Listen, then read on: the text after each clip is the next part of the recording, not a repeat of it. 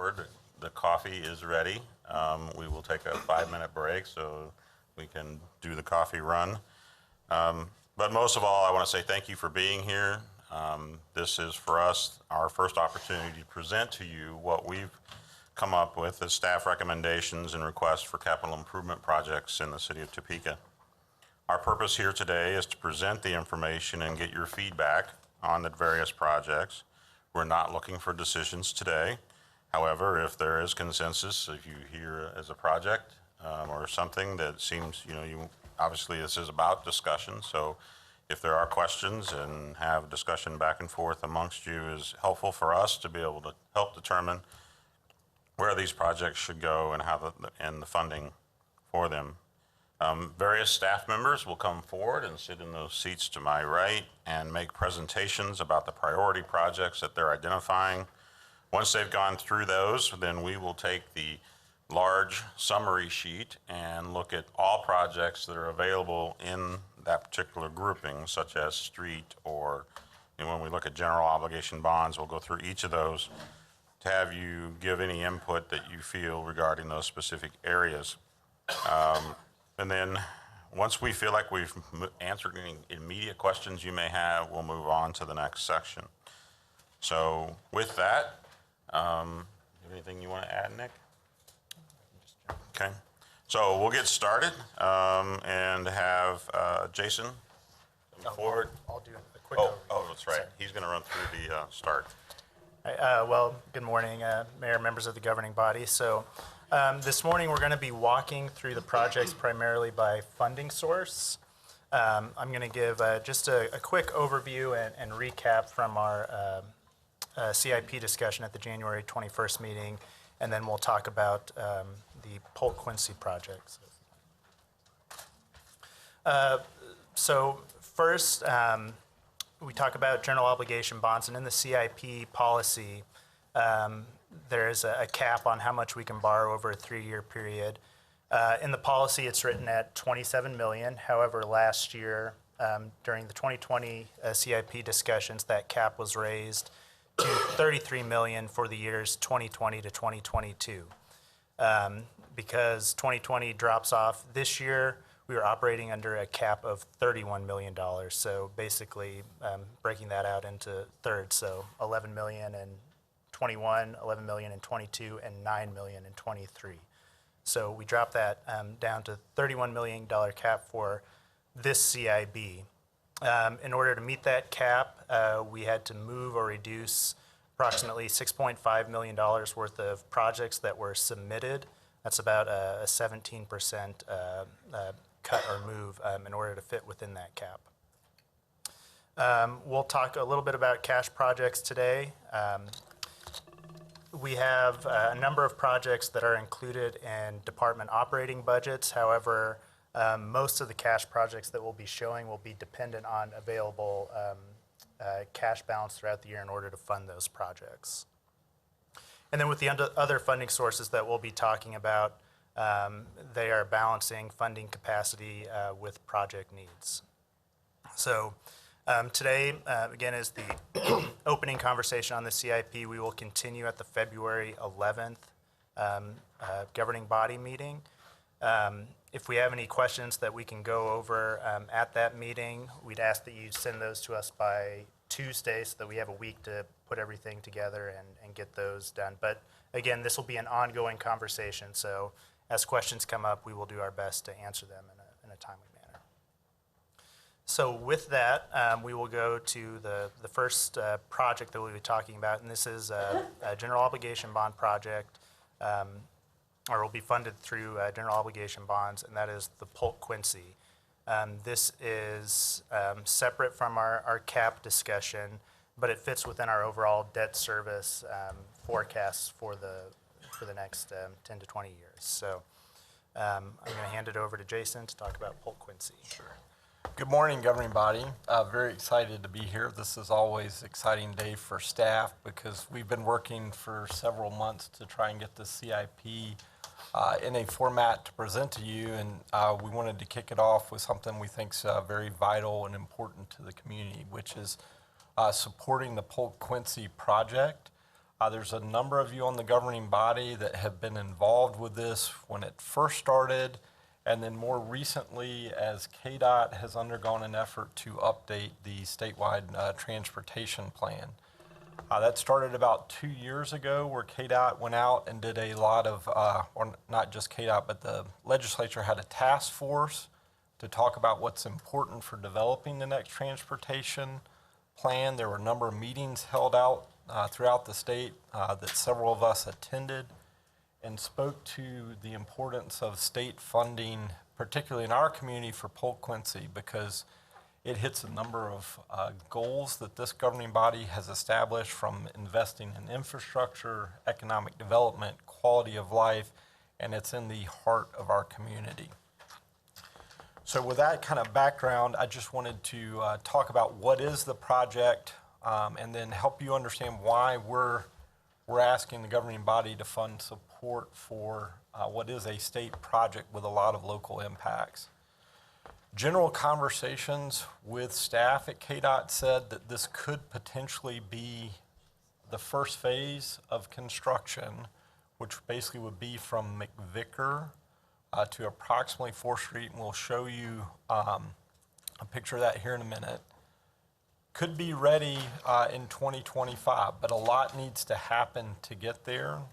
One of those is right-of-way acquisition to acquire the property for it, which we know is important to the downtown community to have some certainty about, if I develop downtown, is my property going to be impacted by this project?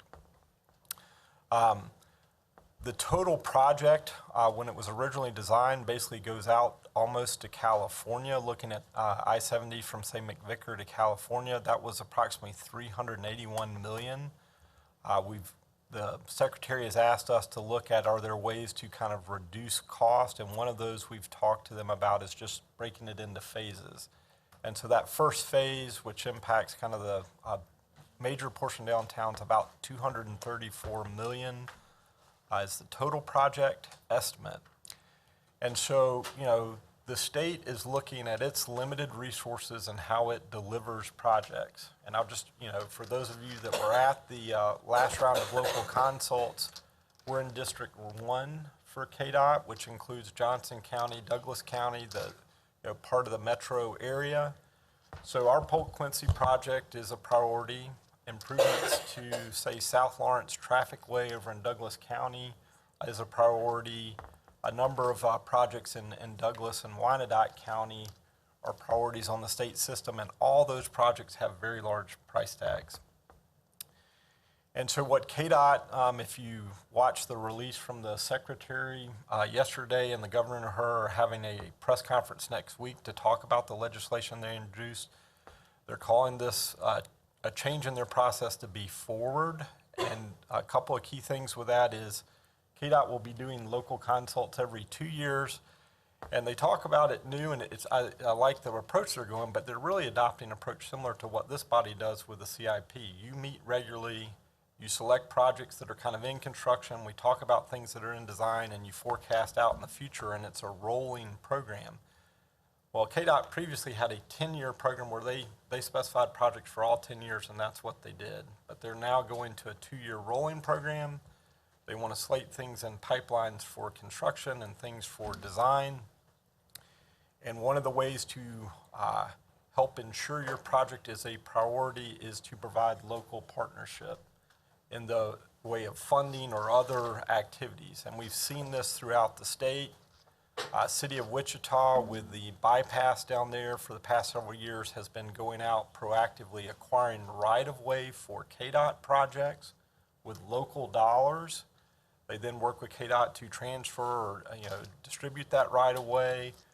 Others are, for example, Wyandotte County went and got a grant from federal government to leverage local and state dollars to support that project. And what we heard from the deputy secretary was you're going to need at least a 6% contribution to the project to get in the door. And that's kind of a floor. The more you can contribute, the more advantage you have in priorities. We've put together a request to the governing body for $20 million, and kind of give you a little background of where that comes from. And if we could go to the next slide. This slide basically to the right is north, to the left is south. From my perspective, the top of the image is looking west out towards the western part of town, and that curve, of course, is the new alignment of Polk Quincy coming through the downtown. And so this first phase of this project, we've overlaid that with the efforts that planning department's doing on working on the downtown development plan and looking at our district, so you can see how vital this transportation corridor is in what happens within those districts. And we know developers want certainty for what's going on, and so the right-of-way estimate for the project was approximately $17 million. This will involve a lot of wholesale purchase and acquisition of property, relocation of businesses or those folks that are in that zone, because they're going to improve the safety of that curve on Polk Quincy, which increases the radius. The concept as proposed also includes two kind of parallel local system routes, which would be local streets that we need to maintain. There's impacts to South Kansas Avenue, which is basically that red dotted line as the interchange links to Kansas Avenue. And we'll talk a little bit. We've kind of modified one of our projects to recognize that this project will change a significant section of South Kansas Avenue as it delivers. So our first estimate was, one thing that we could assist KDOT with if it was funded was to buy that right-of-way. So that $17 million was part of that. The other piece was the local roads that go onside that. If we participate and construct some of that in advance of construction, two things for us: it gives us better input on the design because it's coming out of our this body and this community's recommendation, as opposed to being driven by state and state needs. State's a partner working with us, but we'd have a little more control that way. And then the last piece is the maintenance of traffic or detour. So when this thing goes under construction, KDOT went through a number of evaluation of traffic impacts, delay cost of keeping I-70 open, what's that impact on construction time frame versus shutting it down. And their recommendation currently is it's most cost effective is to shut I-70 down and detour traffic. And so part of that would be detouring on I-470, right, and looking at 24 North. But we all know how people drive detours. The other alternate kind of local route is folks are probably going to get off at McVicker, come south, get on 6, drive into town, and then connect where they're out of the construction zone downtown. And so they've looked at maintenance of traffic plans, and so part of our funding would be to look at where those local access roads are and improving that pavement condition, which some of those streets are in pretty good condition, but you take the volume of traffic that could be detoured, they would deteriorate fairly quickly. So we kind of added $3 million to that 17 as an estimate, and would say, if this was approved, and that's the one thing to talk about is the uncertainties with this project. There are no guarantees from KDOT at this time. Of course, the legislature is starting its discussion on the transportation bill that the Secretary and Governor have introduced. They will debate that, but their timeline is by the end of May, they should have some initial recommendations on what the next round of transportation plan looks like. We've been active with the local delegation. A number of you have participated in those discussions. Councilman Dobler and myself and Deputy Manager Gerber are kind of on a local committee. We're working to look at the engineering, making sure we're checking all these pieces in hopes that we get this prioritized. So like I said, there's no guarantee that that 2025 date is out there, but there is a guarantee if we're not participating in this project in some form or fashion, we will not be ranked in high in the priorities as probably our other communities that are competing for these same limited funds. So with that, I'll just stop and see if there are any specific questions. Yes, Mayor. I know that 2025 may seem like it's far away, but as we know, the years just fly by. Considering that we're going to have to maybe move businesses, have we started getting in touch with those businesses?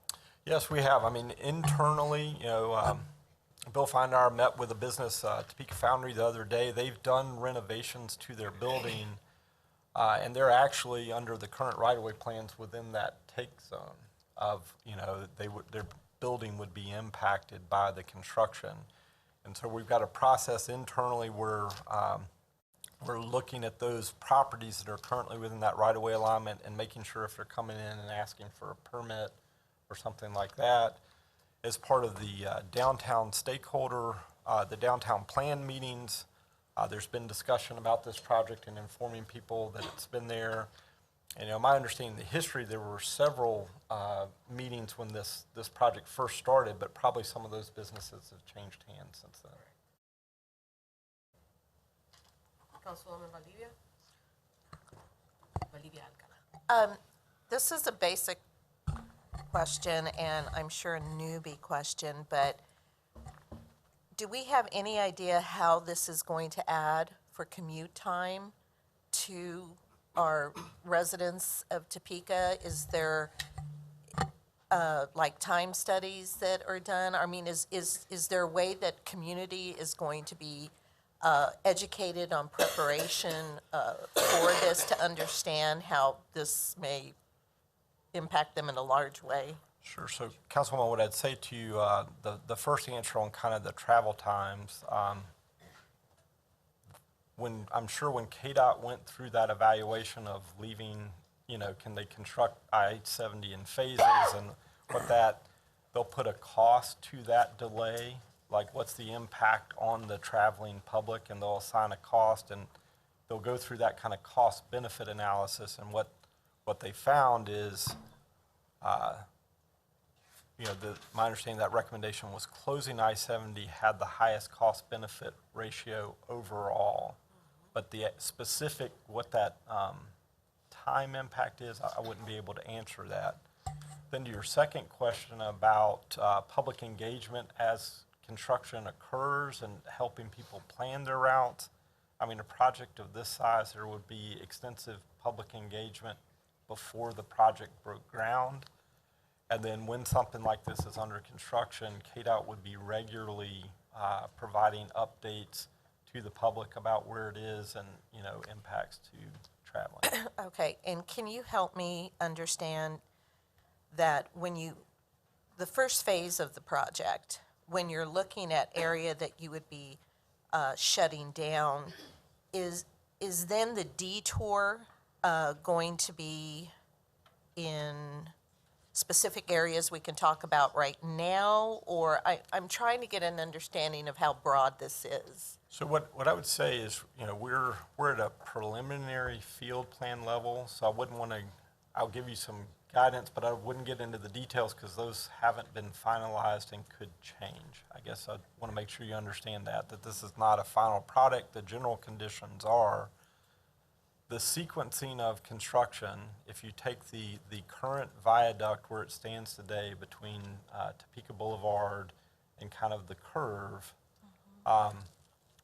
they can construct a majority of the new bridge north of that without shutting down I-70. And so where the shutdown comes is at Topeka Boulevard and basically at the curve where you have to tie the new I-70 alignment back to the old. You have grade and elevation changes going on, those things. So that new structure, as it gets connected, there's just, it'd be very difficult to keep through traffic open in that alignment. And so that would be, a 6 month to a year period of time is what that initial forecast of to construct those tie-ins. KDOT would probably incentivize the contractor and probably heavily penalize the contractor for here's the amount of time that shutdown can occur. But like those details would be better defined as we get into the project. Like I said, those just general parameters of knowing that a shutdown is probably the most cost-effective way for them to do it. general idea, I-470 and 24 become kind of the through traffic bypass. Locals would still have access on our city network streets other than that segment that's kind of taken out. And how many people choose that? We think McVicker 6 back down to, say, 10th or someplace like that is where they're most likely to go. But we wouldn't have all that detail till we got further along. And we'd be happy to, like, you know, as that's developed, get plans to the governing body, talk through that. There will be a number of public meetings if we continue down this process. And also the possibility for those of us that are more visual in nature to actually take, if required, us along, or me, along that area to see exactly what we're looking at. Because you have the understanding of it, I don't. But I visually, it would be wonderful to have in addition to this. Yeah, absolutely. I know we could work with, you know, the engineers in KDOT, and if there was anybody interested, we could organize that, or if it was just us individually, be happy to help you do that. Thank you. Sure. Councilwoman Ortiz? Thank you, Madam Mayor. Jason, I know this project's been talked about for a long time, so I'm just curious, do we have any money set aside now? We do not have anything currently budgeted for this project. We previously, you know, we had a smaller project that was looking at continuing improvements along South Kansas Avenue that had been in the CIP, and we've changed that project to a different one. But that was really the only money that we had additionally in the downtown, and I think, you know, our initial thinking was, our initial thinking was, you know, this is a KDOT project, so that funding's going to come from KDOT. But it's been made very clear to us through the task force and the local consults that KDOT doesn't have sufficient funds to deliver this on our own, and one of the things they're going to look to prioritize that money is local participation. So whether that's we put, you know, 20 million in, we take our chances trying to work to get a build grant or an infra grant from the federal government, but that also, to receive those look to what's the local contribution. So at the end of the day, I guess the rules have changed in that we need to look at participating. Right, thank you. I understand that. I just wanted to make sure that I knew we were at zero then, basically, yes, right? ma'am. Thank you. Thank you, Madam Mayor. Okay, so we have a queue here. So Councilwoman Hiller, Councilman Emerson, and Councilman Duncan. Thank you, Mayor. Yeah, you mentioned the federal grant just now and earlier in the Wyandotte County example. I mean, are there places where we could get this match money, even if it meant we waited one more year, if there's turnaround time? And how much can we get? So, you know, my understanding of those match grants is there is still a local participation cost in that. It's not like we just prepare the application and say, hey, federal government, give money to KDOT.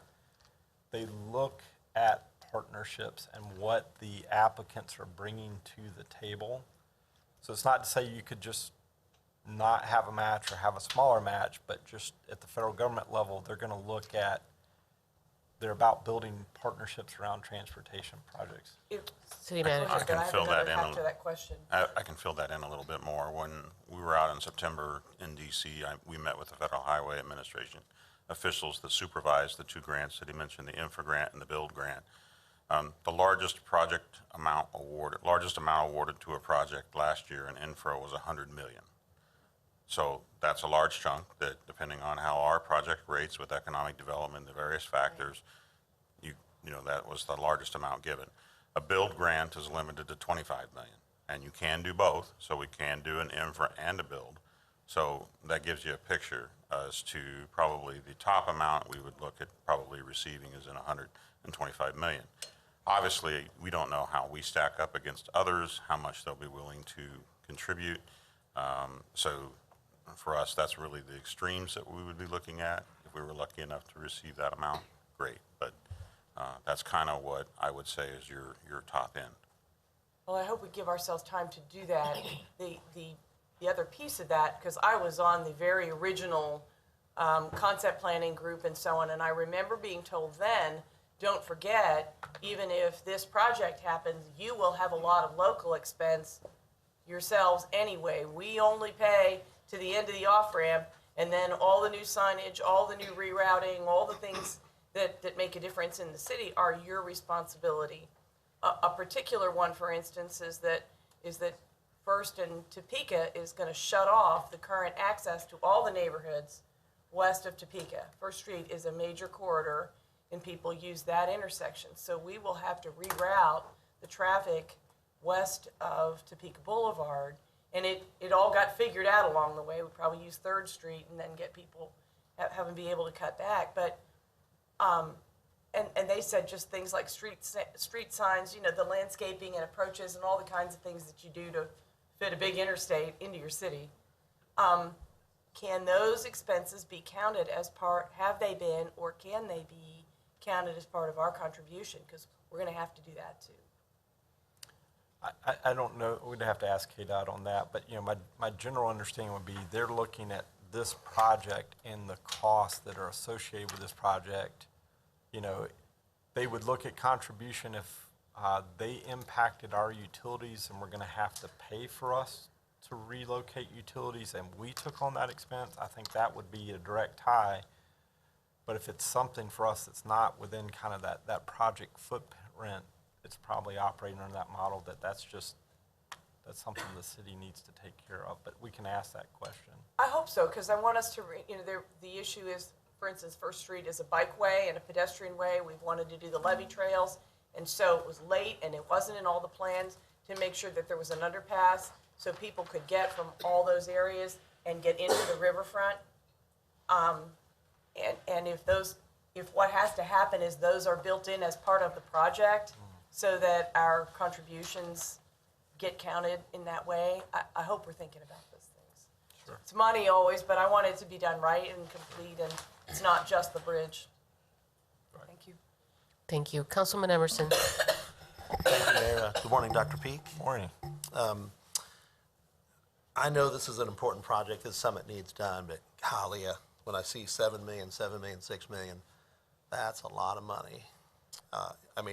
And just looking through here quickly, it looks like that's our biggest project for the next 3 years, is just going to just a part of this project. I guess 2 questions. First of all, you said they want a 6% match, right? So that's my understanding. That's kind of what, operating from other local partnership projects, they kind of had a minimum of 6%. And so, and do we get extra points if it's more? And the reason I'm asking, just a quick, we're giving like 8%. Is there a reason for the extra we're giving? Is it that moves us up, or? I'm sorry, so if I wasn't clear on that, part of that estimate of 20 million was, we had an estimate of 17 million for right-of-way. So we also looked at the local access routes and kind of maintenance of traffic. We added 3 million just to say that may help us look at some of these concerns like Councilwoman Hiller brought up, that things have changed since that original design, and maybe do we need to work on some slight modifications to those parallel local access routes.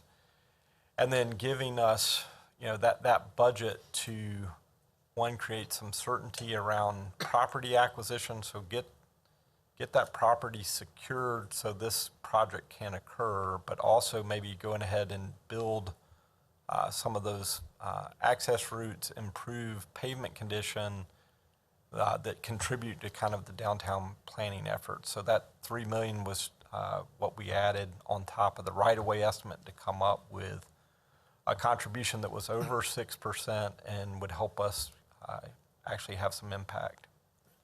Okay, thank you. My second question would be then, if we go ahead, do we go ahead now and issue bonds and put this money like in an escrow account? Or do we, how does that work? Obviously you hate to start borrowing $7 million, $6 million, and then the project doesn't go. Obviously you have the borrowing cost and everything. So, our general process, like I said, would be to acquire right-of-way, and so secure that. We have kind of the known estimates, so you're not escrowing money and sitting on it. You're actively acquiring what we know will be within the take zone. The local access routes, like we know those pieces need to be in place, so we would follow just our normal bonding process of each year looking to what we anticipate to spend and include that in the issuance, right? So that we're not borrowing money that we don't need, but bringing in within the authority what we anticipate to complete. And that's Just a quick follow-up then, but on the acquisition of right-of-way, you wouldn't start doing that until you knew for certain the project was going to happen, correct? if this were approved, we would proceed regardless of what KDOT's doing. And like I said, the reason for that is to create some certainty. I mean, we know what the alignment's going to be for the new viaduct. So whether that happens in 2025 or later, those properties are in limbo for the owner's development activity. You know, so do they maintain them? Do they keep them? Not knowing. And so if you can work to get that right-of-way under control, our thought is it makes it easier for KDOT to deliver the project. It provides certainty for other development activity downtown. So our premise would be we'd start with right-of-way acquisition. Well, that's tough, right? Because there's a potential, and I know there's a heavy chance this will happen if you go to all those steps, but there's also maybe the chance out there that we spend $7 million or whatever acquiring right-of-way, then the project never happens. And what happens with that right-of-way, once we acquire it, is it ours and it's off the tax rolls and it's just a corridor of It is nothing? ours, and then we would need to work with KDOT what portion of that right-of-way needs to be allocated to them, and whether that's through an easement or we have to donate right-of-way for a federal highway system, and we have some control of those lands outside of what's specifically needed for the final improvement. There's a lot of uncertainty. I definitely would agree with that. But what we do know is that condition of the viaduct is not financially sustainable for the state transportation department. So whether it's 2025 or sometime shortly after that, the dollars are going to have to continue investing in that. They're going to have to take care of it. So, I mean, we know the lifespan of that structure has been exceeded, and it's going to need to be replaced. City manager? The other thing I'll add is, so if we go in and purchase a property, we're not immediately looking to tear down that property. There's not a need to do a demolition or anything like that. We would work with them to set up a lease arrangement so they could continue to operate at that particular location. They would lease from the city and move that forward. And I know from past experience, if it's still used as a private purpose, oftentimes there's still property tax that's due relative to that. I'd verify that as far as Kansas, but and what I've seen in the past is if it's still used for a private purpose, it's not going to stop paying its taxes, which would mean we would end up having to pay the taxes, but it's kind of paying it back to the others. But it is a process that they would continue to be able to operate in their facility that they have until such time as the structure needed to be taken down in order to make way for the construction project to happen. Thank you. Councilman Duncan. Could we go back to the slide before? All right, so my first question is, if total cost of all phases is 381, why are we looking at a 6% of phase one and not 6% of the total 381? Part of that is the right-of-way acquisition piece. A lot of that property acquisition is heavily loaded in phase one. I mean, that's the greatest impact, are the properties in that alignment. So we felt like having the budget to go ahead and get those properties secure was important to the success of this project, and that's kind of one of the big hurdles to get it to that next evolution. But at some point, shouldn't we make some assumption that if KDOT wants 6% of the total project, we may have to then come up with that extra 4 or 5, whatever that number is? Don't ask me to do the math, but. Right, yeah. So, I mean, I think a couple of things there is, it helps with our contribution for phase one is higher than the 6%. So that's a plus in our favor for getting that segment prioritized. The other phase basically you know, what's the time expectation for that to come around? I mean, this addresses the viaduct, the bridge structure. I mean, some of the things that are more critical, so it'd be several years before that second phase comes around. And then built into any of these, the 20 million or the extra 3 million, have we put any cost in there if there are businesses that have to relocate? Any expenses in assisting with that relocation? Yeah, so this project, that estimate of 17 million assumes that this process follows the law of the Uniform Relocation Act. So that means we do fair market appraisals, right? And there's all kinds of types of appraisals when you get into commercial business acquisition, about business income and things like that that aren't just related to property value. As part of that process, you have to work with the owner to find a viable place for them to relocate. You have to provide relocation assistance. I mean, that's all part of that process and included within that estimate. And then as the city manager indicated, you know, within those processes, if a project is not immediately imminent within that year, you can basically purchase a property, but then work with the owner to define a term of a lease arrangement to say you have to vacate by this date. And so it's a very good process for acquisitions. And then my last question is there a way at some point to get a list of businesses we've identified as either one, that will have to relocate if we do this, and two, will be disrupted during construction time? Yes. Yes. Okay. Thank you. Councilwoman Cristina Valdivia Alcala, and then Councilman Mike Lesser, and then Councilwoman Hiller. Thank you. I think that list would be really important, Spencer. Thanks for bringing that up. Okay, so bottom line is, just for clarification, is this project is going to be done one way or another, because this area we're talking about is in bad shape. The infrastructure is in bad shape. Is that correct? Is it crumbling or? It's safe. But somewhere down the road, what we're trying to do here is you're trying to establish the partnerships by the city putting in a ton of money to get us higher up on the list. Is that correct? I would say two things, Councilwoman. Yeah, the infrastructure piece is a place that needs to be replaced. So we are trying to help incentivize KDOT to move this project up. But then the other piece of that is, like I said, we're spending a lot of effort and time downtown in redevelopment and activity. And so, you know, that next area of downtown, kind of between the river and where we are growing, there's a lot of uncertainty about what's this project's impact, when is it going to happen.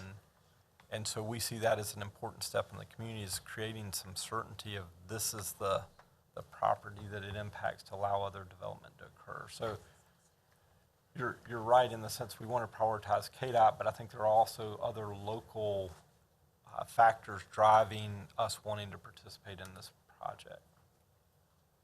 Economic development, the revitalization of downtown. Yes, and ma'am.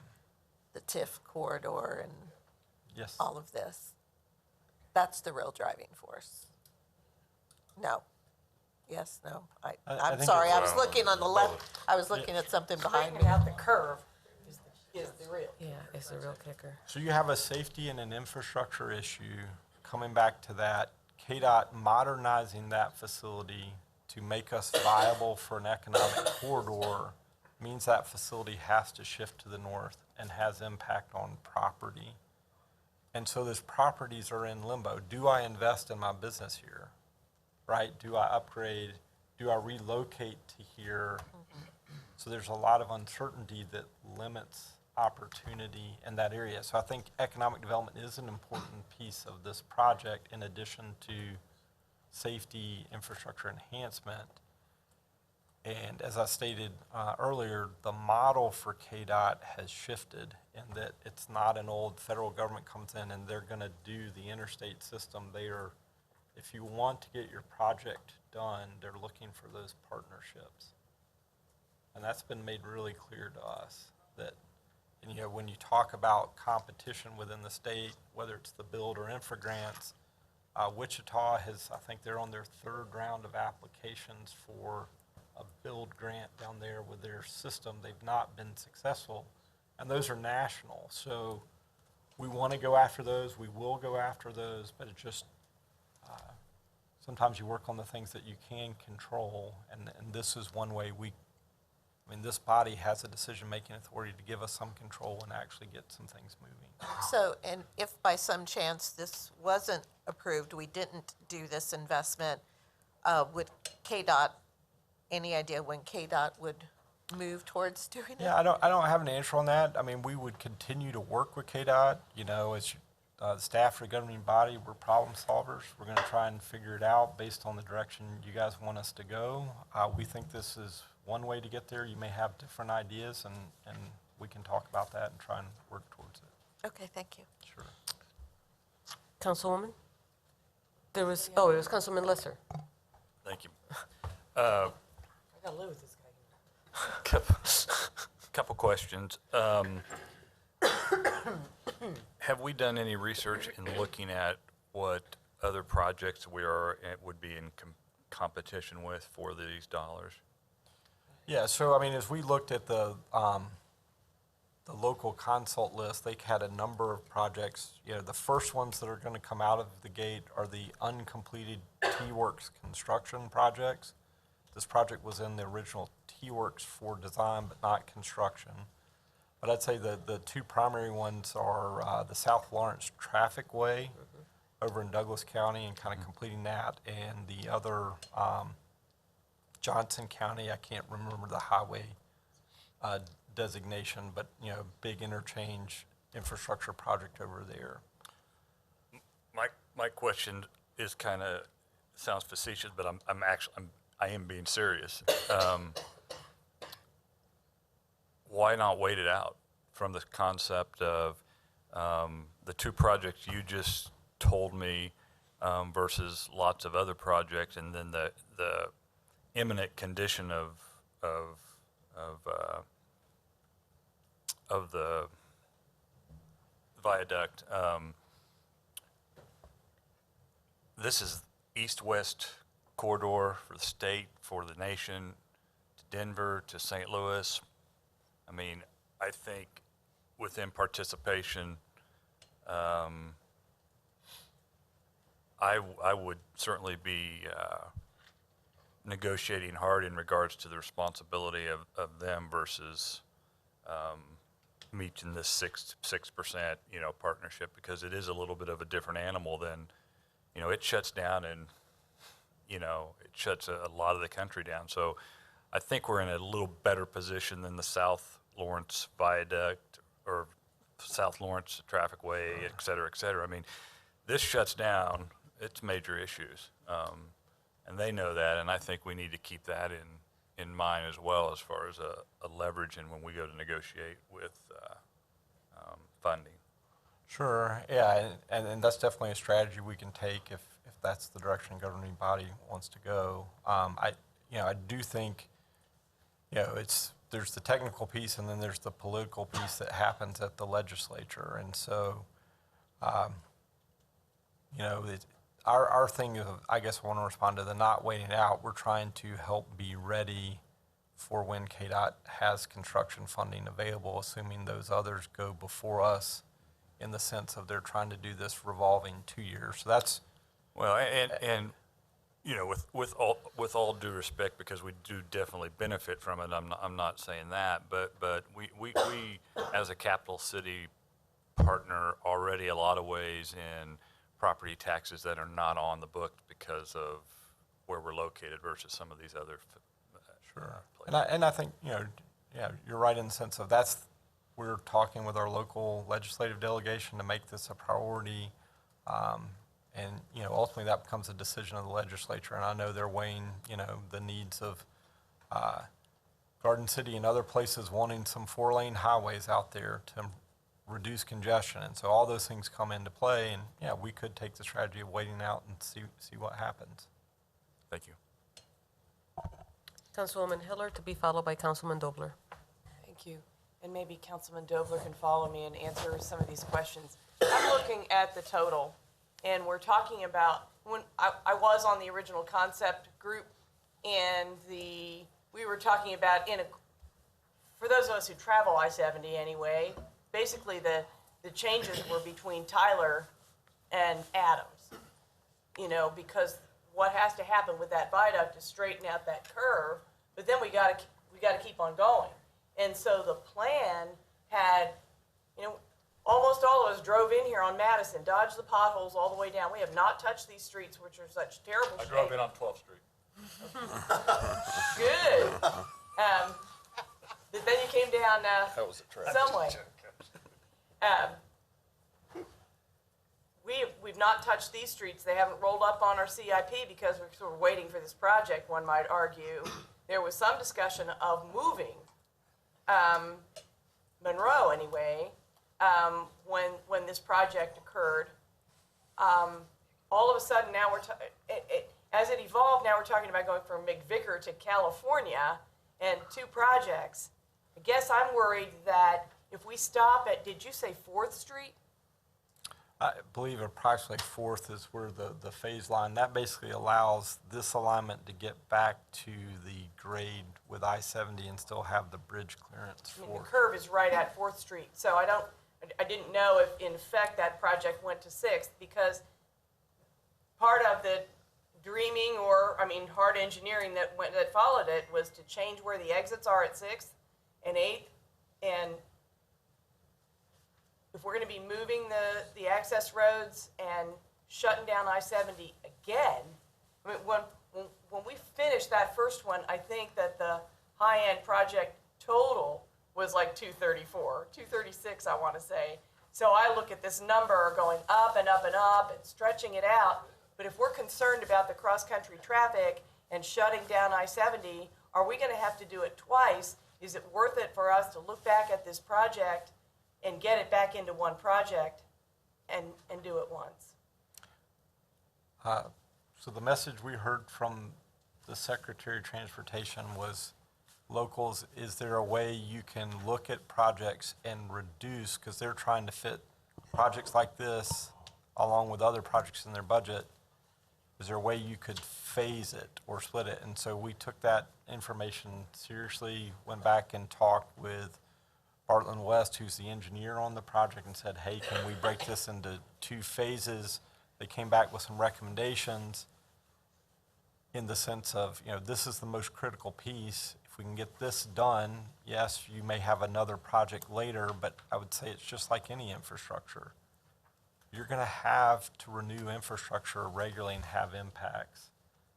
This is a big project. It may be better to phase it and have an impact for a shorter period of time for this construction, wait 5 or 6 years before that next impact comes along, and do it in a different area. But we're trying to work within the direction what we've heard from the Secretary of Transportation to look at ways to reduce project costs and help partner with KDOT. Well, and I went to those KDOT hearings, and I heard them talk about also cutting down projects, and understand, I don't want this to be any less than done right and done thoroughly by the time we get done. But there was a lot of moving of exits and things like that. So, if that's something we should be looking at as well, even some discussion walking out the door that day of simply, we're taking what is now 1 5-lane bridge and going to 2 5-lane bridges, whether there was any, again, I want the safety, I want that future capacity and so on, but if there are ways that we could get the whole thing done, or either way, people got asked what they wanted and that got designed in. But I don't know if moving the exits was necessary. I believe that, under both the phasing, that whole exit plan remains the same. There has been some conversation about the parallel access routes were designed at a time when different types of development were planned downtown. So there may be some cost savings for us on the local access routes of not needing to have as many lanes. And that's something that we could look at. But I would imagine I-70 itself is probably what it needs to be. Well, I just wanted to make sure we brought it up now, because. Sure. Thank you. We have 2 more council members to speak, Councilman Dobler and followed by Councilwoman Naeger. We've been on this subject for an hour. If there's an appetite for us to continue, it's okay, but I just wanted to make sure that we all knew, because I know that we have a lot of items. Councilman Dobler. Thanks, Mayor. There is a precedent for this. If, Topeka hasn't been very lucky for the last 2 highway programs, but the first one in 1990, I-70, 470 out west used to not tie together, if you can believe that. You had to get off at Huntoon and drive down Wanamaker to go west on I-70. That project, the locals participated, I think it was 9%. Oakland Expressway, same thing, about 9% local participation. The other project we had was South 75. I don't remember if there was local participation there, but significant amount. Unfortunately, it's just the way these projects happen. And, could we wait it out? That's certainly a strategy, but there is another way to get around Topeka from I-70 east to I-70 west, and that's 470. The Turnpike has, in my understanding is in 5 years, there'll be no toll booths at the south entrance, so you'll be able to fly through there at 70 miles an hour. You'll be able to pump a lot of traffic around south. So KDOT could simply say, we'll put $10 million every 4 or 5 years into the viaduct and keep it going. And so there are options, but none of them really good for downtown Topeka. Thank you. Councilwoman Naeger. I'm kind of thinking along the same lines as Councilman Lesser, and our competition, basically. Have we looked into the other major projects? Are they investing in already existing infrastructure like we are, or are they building new infrastructure? In South Lawrence Traffic Way would be, new improvements out there. I don't know the details of Johnson County's project or the direct nature. I know that there have been several delegations to KDOT already to work on some project agreements about participation. So our competition is already ahead of us in this area, but the specifics of that I don't know. And then ultimately the legislature will decide what the transportation plan looks like in consultation with KDOT. So. Okay. All right. One comment I'll make is when we started this year and we looked at our lobbying ideas and where we wanted to spend our time and effort, this was our #1 priority in our lobbying. And we also have our chamber and also Topeka. They're making an effort in order for us to have this bring to the top. Not that that changes anything, but if we're going to move forward with the idea that we're going to wait, we need to, I think, figure out which direction we want to go on this. And so I really appreciate the conversation, because we can shift our focus into other things if this is not the desired project for the moment. And so I think it's important as we go forward to figure this out. And I know this is really our first deep dive on this subject in a while. It's been a concept, but we're getting closer and closer to the effort of making it happen. If I could piggyback on that real quick, it's been really clear that the Secretary sees this project as a priority, and there is momentum and support for us being pretty much at the top of the list. So, and there's been some conversation kind of playing up. This is the capital city, and that has been strong, it appears, as well, and just moving this at this juncture. So it's a good point. We'll work it.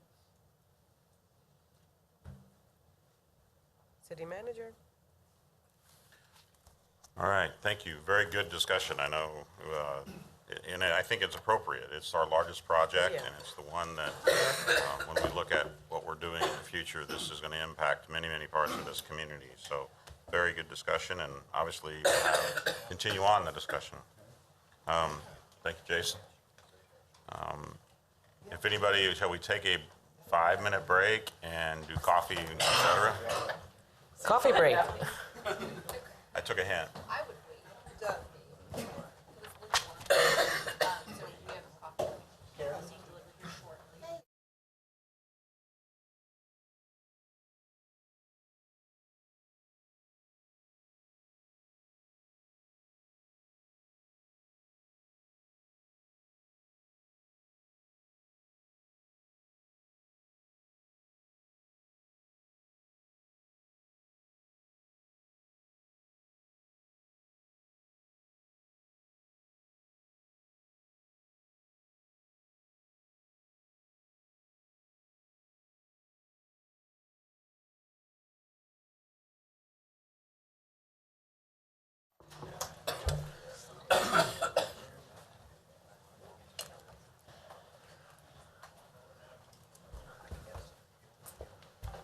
giving it a second here, and it seems like most of us are ready. Good morning, everyone. Delighted to have the opportunity to talk to you about our exciting utilities projects. Just as a couple of threshold matters, the utility rate increase that the governing body passed in December is allowing us to fully fund the first 3 years, which is the capital improvement budget. So 21, 22, 23. It's also giving us an opportunity during that period to increase funding in some of our essential programs, to create a new program, as well as to move up a couple of projects that were in out years. But it does not fund, the rate increase does not fund 24 and 25. Now, we have put projects out there in those 2 years, as well as an out years beyond that. But I just wanted to make sure that everyone understood that the rate increase only fully funds us through the 2021, 2022, 2023. Obviously, we would have to make substantial adjustments or reductions in the CIP after that, or seek additional rate increases from the governing body to be able to continue to fund. So just wanted to make sure we're all on the same page on that.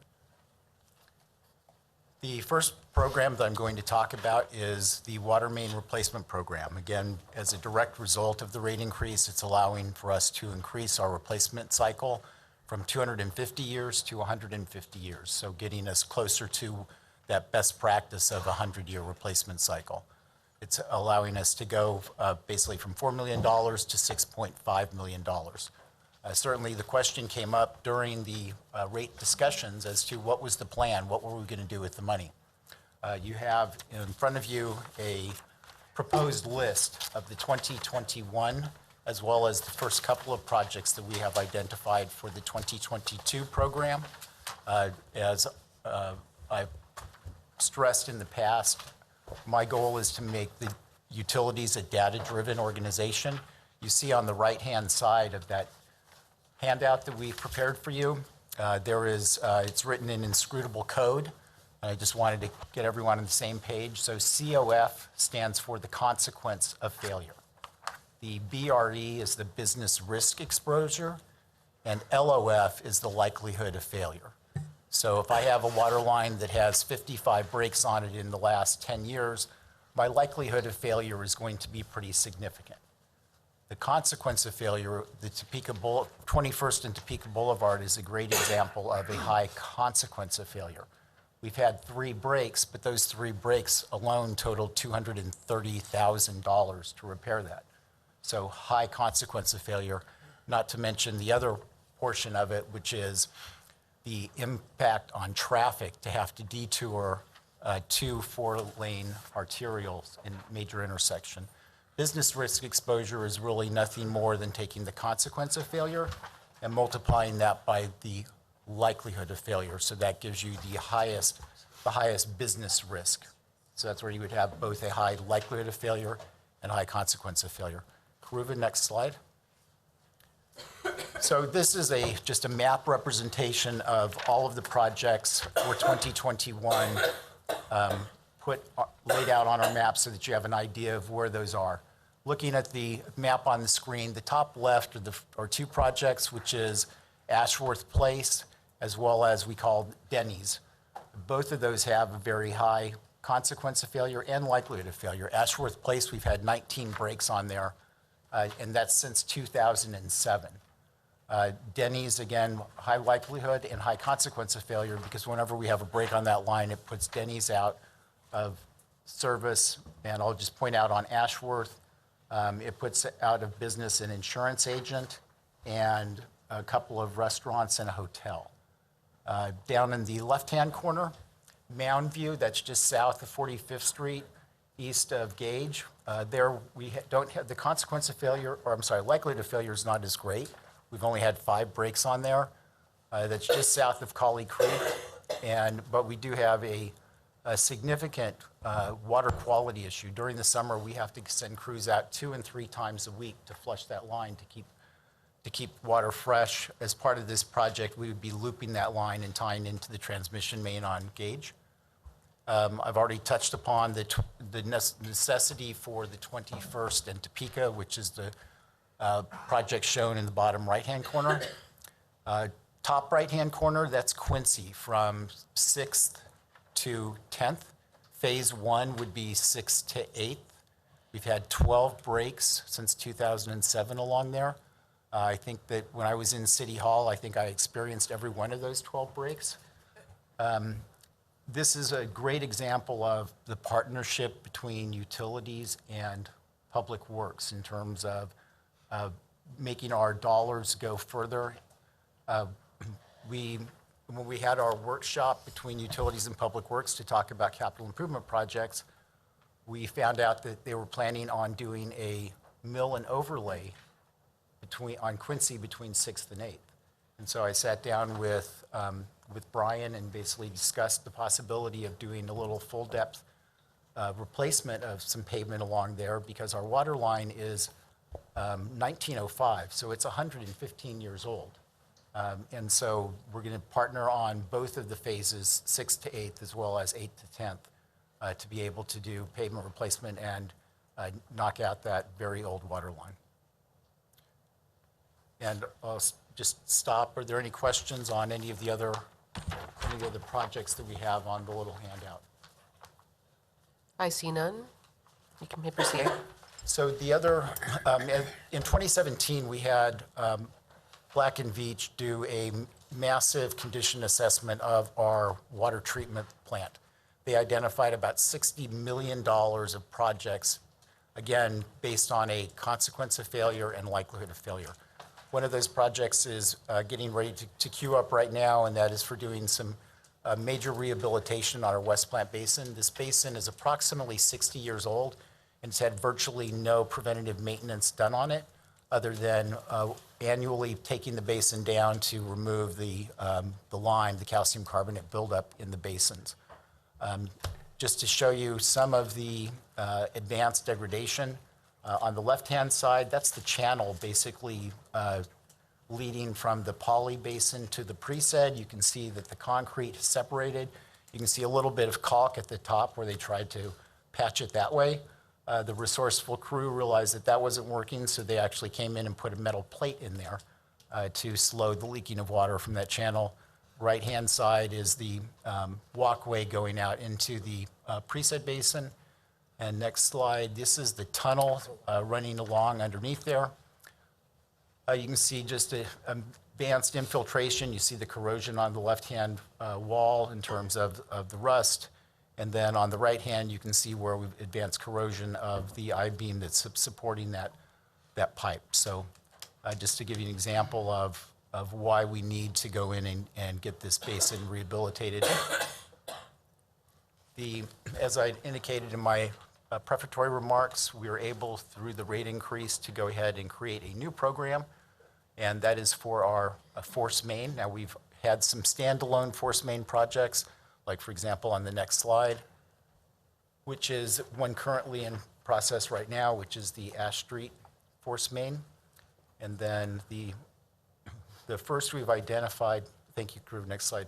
The first force main project we've identified is the 7,000-foot run of the Shunga force main. So this is a 42-inch cast iron pipe, ductile iron. We did have the pipe inspected. We were able to get Pure Technology that had a tethered electromagnetic device that went in, and we were able to get a portion of that done. What we found was our wall loss is between 40 to 65%. So what we're sitting on is a time bomb here of a pipe under pressure. We had 2 breaks along the Shunga this past spring. Both of those breaks resulted in KDHE notification, as well as a stream advisory because the bacteria got into the Shunga.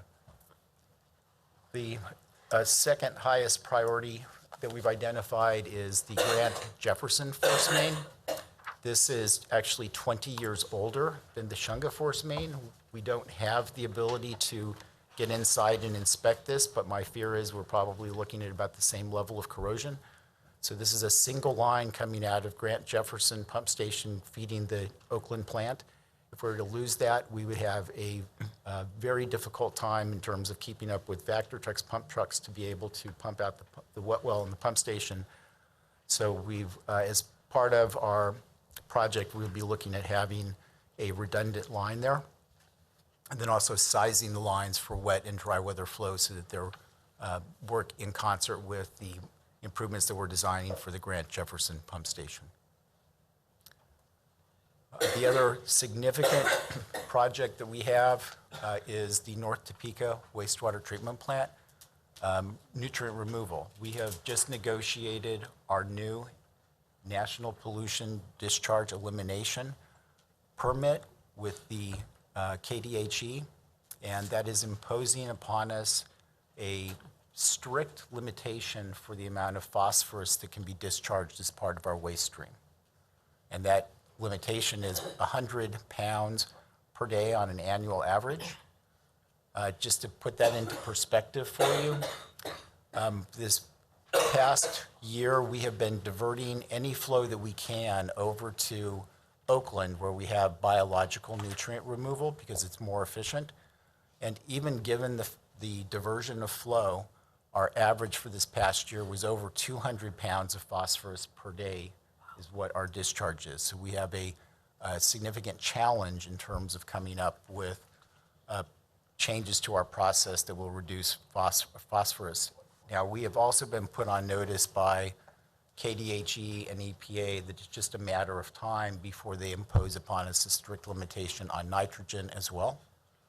And so we are going to be challenging our design consultant to not just look at phosphorus for this permit, but also look at nitrogen removal for the next permit. And just to put into perspective the need for removal of nitrogen and phosphorus, you guys are all aware of the algal blooms that we've had almost on an annual basis in Milford Lake, as well as some of our other reservoirs. Those algal blooms are absolutely driven by the level of nutrients that comes from either municipal waste stream as well as application of fertilizers in the agricultural community. So it is essential for us to protect our waters to remove or reduce the amount of nitrogen and phosphorus that's going into our watershed. Turning to the stormwater levee side of it, as you are all aware, back in 2007, we had significant flooding along the Shunga Creek. And I remember driving along some of those roads and just seeing stacks of mattresses, carpets, sofas that were out there. Public Works was called on. They got out with dump trucks and wheel loaders to basically cart away all of that debris. After that 2007 flooding, we asked the Corps of Engineers if they could take a look at the Shunga. They actually developed a model, a hydraulic model of the Shunga, and over the last 10 years, we've been partnering with them. Back in October of 18, the Corps did a public presentation in this very room, basically identifying they looked at the entire thing from the reservoir all the way down to the tie-in of the Shunga and the Kansas River. They identified 2 reaches, 2 sections of it that met their criteria for cost sharing on a federal level. And so that would basically be a 65-35% cost share. The first project that they've identified is basically adding a mile of levee that's approximately from Burlingame over to Randolph, and that would be a levee constructed at about a 25-year protection level. And then the other potential project that they identified was channel modifications, and that basically is from 10th and the Shunga Trail all the way over past Topeka Boulevard, and that would be to allow for greater ease of flow, enhance the hydraulic capacity of that portion. I will tell you that by this past October, they were supposed to have for us the participation agreement as well as the final study. And with all of the flooding and issues that occurred this past year, that project got put on hold, so we don't even have the final study or the participation agreement. And needless to say, we've not gone into the preliminary design that would help us with any properties that would be identified that would be needed for right-of-way or easement on there, so we're still a way out. I just wanted to touch upon this in terms of us being able to have, and the funding's in our out years, so it's not like this project is imminent. It's to basically identify our portion of it as we move forward with the core on this. And so, yes. Councilman Dobler. My microphone here. As I recall, there was a lot of flooding between Wanamaker, really between Wanamaker and Gage is where I recall the majority of the flooding. I'm sure there was some on down. None of these projects seem to address that area. Correct. But the Corps did look at everything from Lake Sherwood all the way down, and they use a very rigid test relating to the cost of the improvements as well as the economic benefit. So it's a cost-benefit analysis, and it needs to meet their criteria for the amount of properties that are protected as well as versus the cost. And I can certainly, I think we still have available on the website, but I can provide to the city manager the report. So that's, what you're saying is the people between Gage and Wanamaker are just out of luck because it's not enough cost or what? I'm not quite following that. Yes. For the Corps to participate in the project, it needs to meet their strict cost-benefit analysis. So yes, there would not be an opportunity for any Corps project to assist that section of the Shunga that you're identifying.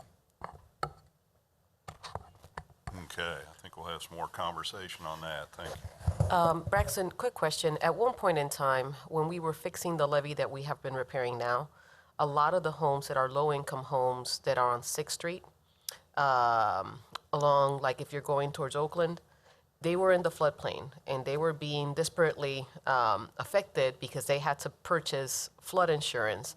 And one of the things that we were advocating for as we got the funding to repair that levee was making sure that those families didn't have that struggle anymore. Has that been an issue that has been corrected? I believe that the levee that you're talking about is on the right bank of the Shunga. Correct. And that was actually a spoil levee, so it was not, it was basically the spoils from another project that they were doing that they used to build that up. That is certainly one of the things as part of this project that we're looking at to, and the Corps did a couple of initial borings in terms of determining what the compaction of that was to see if we would have an opportunity that they likely would not fund in, but the city would be using part of its share to get that portion of the what they call the spoil bank levee certified to provide that 100-year flood protection, which would then remove those people on that west bank from being within that base flood elevation. Okay. Councilwoman Naeger, Councilwoman Valdivia Alcala. By working on these projects, are we hoping that we're not only seeing improvement in these immediate areas, but that areas like between Gage and Wanamaker would also see improvements because there would be that flow? Or are these really, the benefits would really just be isolated to the areas? The benefits would be isolated to those areas. Okay, thanks. Councilwoman Valdivia Alcala. Okay, I have some deep concerns in that, just to get clarity, this sheet right here is where a lot of that increase in the utility rate and all that tax is going to be going towards these improvements. Is that correct? Well, Amongst others, but these are the main ones.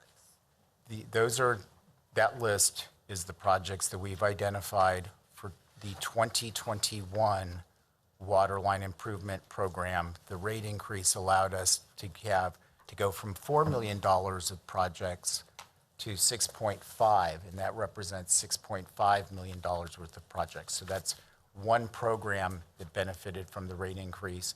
These other projects that I have gone through are other examples of the benefit of the rate increase to the utilities to be able to do more replacement more rehabilitation work. Okay, because at this point, what I see in Oakland, and then we have to talk about North Topeka, in Oakland is what seems to be weekly, if not more, water main breaks. And it's one of the older neighborhoods. I don't know how old, if you can tell me how old the pipes are there, but I would imagine they're probably in the 100-year mark. So we're having breaks, it seems, at every turn. The other thing is that the last semi-heavy rain we had, and I can recall sending pictures to city manager on Seward, by Lake and Seward at the intersection there, after about 2 hours of rain, it had flooded. And what we're also seeing in Oakland, and this may be different dollars, but so forgive me if I'm going into the wrong realms, what we're seeing is still no curb and gutters in neighborhoods that have a tremendous amount of standing water, which we should start considering that a public health issue, because Shawnee County has one of the highest rates of West Nile virus. People told me going door to door that when they go out for the summer, they are keeping their sleeves rolled down and wearing long pants because there is nowhere for the sitting water to go, because they have no curbs, they have no gutters. And so what I want to try to understand is any of this money that we're talking about, or any of these projects that we're talking about, going to impact also the older districts like Oakland and North Topeka. And let me just say, North Topeka also has the issue of large amounts of standing water.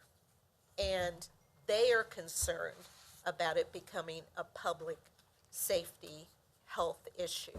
And I think we really need to start kind of tying some of these together. These sound really urgent.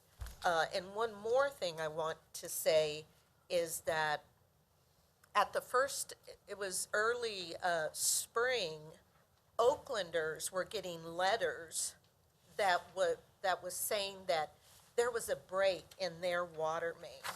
And they received a letter signed off from a collection manager, and I have photos of these, and that said that they had to have this fixed within so much of a period of time, or else the city was going to go in and fix it. I received calls just as a candidate at the time where people were very, very concerned.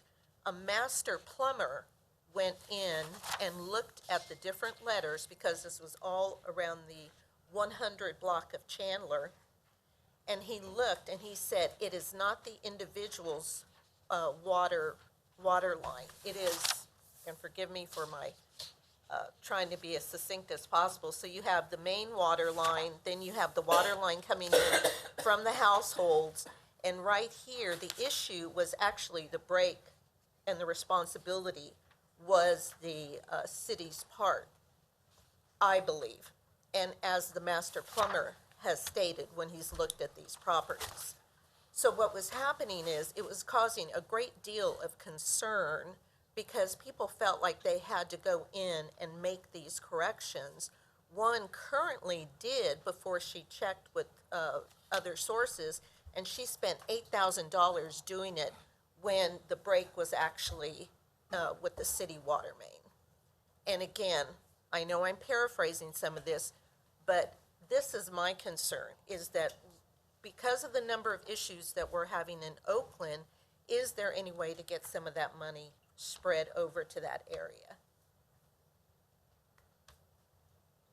Okay, well, thank you. Let's start first with Seward and Lake. We are currently in design for a project, and we're doing it. Initially, we've targeted 3 intersections because we are aware that there was some localized flooding. It's a direct result from the design and construction of the Seward Avenue project that had some smaller bulb outs. Right. And so we are in design to improve the geometry of those, to make those larger and deeper so that they actually provide us with some level of storage as well as some water quality.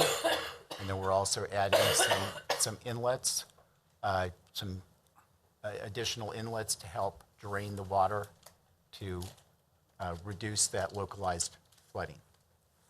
So that is in design.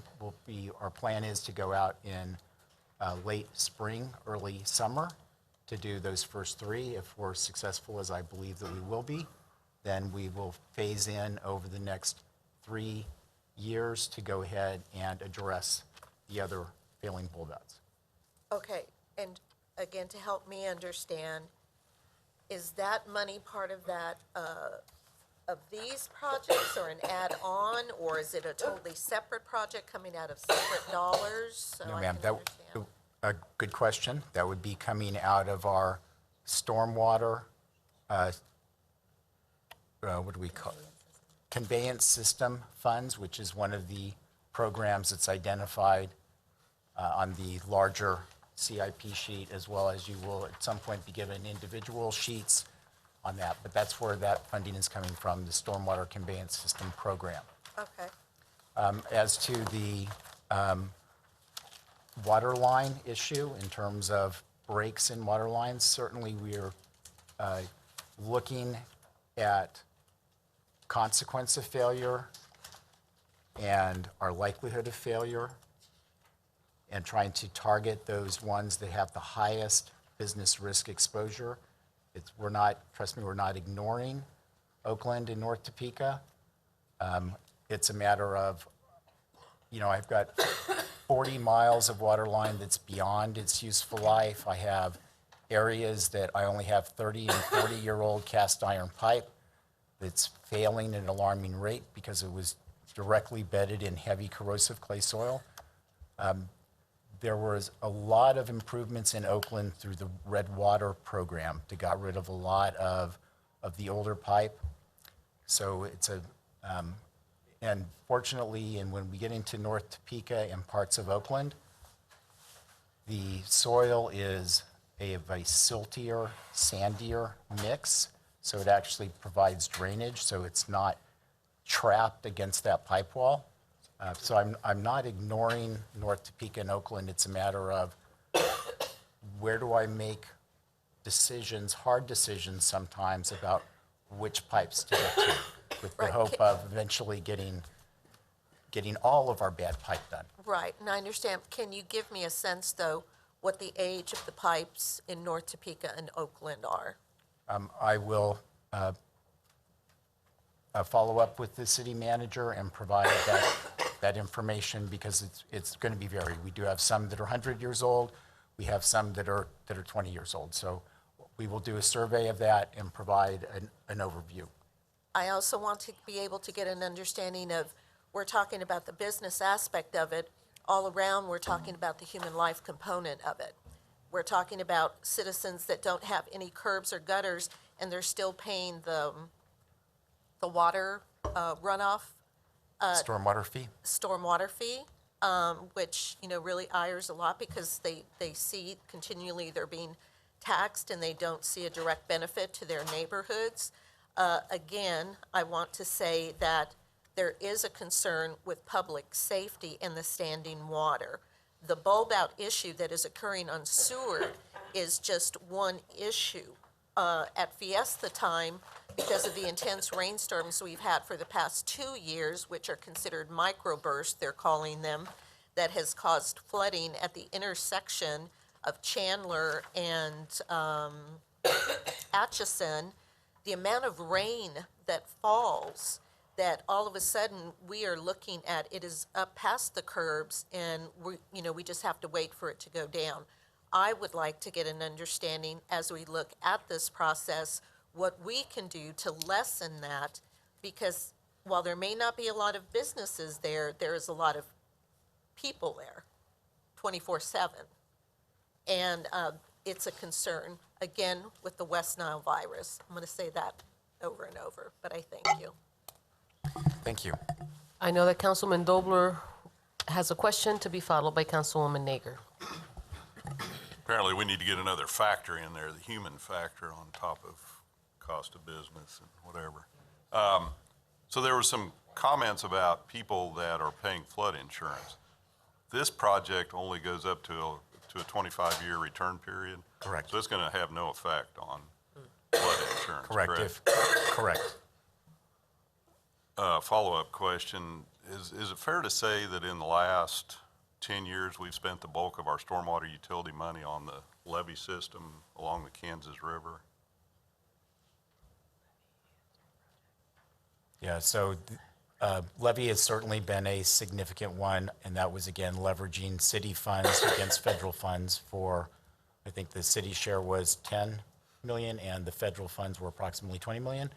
But then the other significant expenditure out of the stormwater fund has been keeping up with our half-cent sales tax street projects, because the $15 million of years that comes in for that, I'm chasing with a fraction of that to do the stormwater work underneath to make sure to keep those streets functioning and keep them safe. And I understand that. I'm not debating that. I think what I'm looking at is, in the past, we've spent a lot of money on the levee system.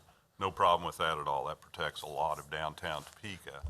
Now we're talking about $6 million on a project that I guess I question the value of it overall. It's not going to take anybody out of the 100-year floodplain. It's not going to lower insurance. It's not going to take care of the people that's houses flooded from Wanamaker to Gage. I remember driving that specifically, and it probably went a little past Gage.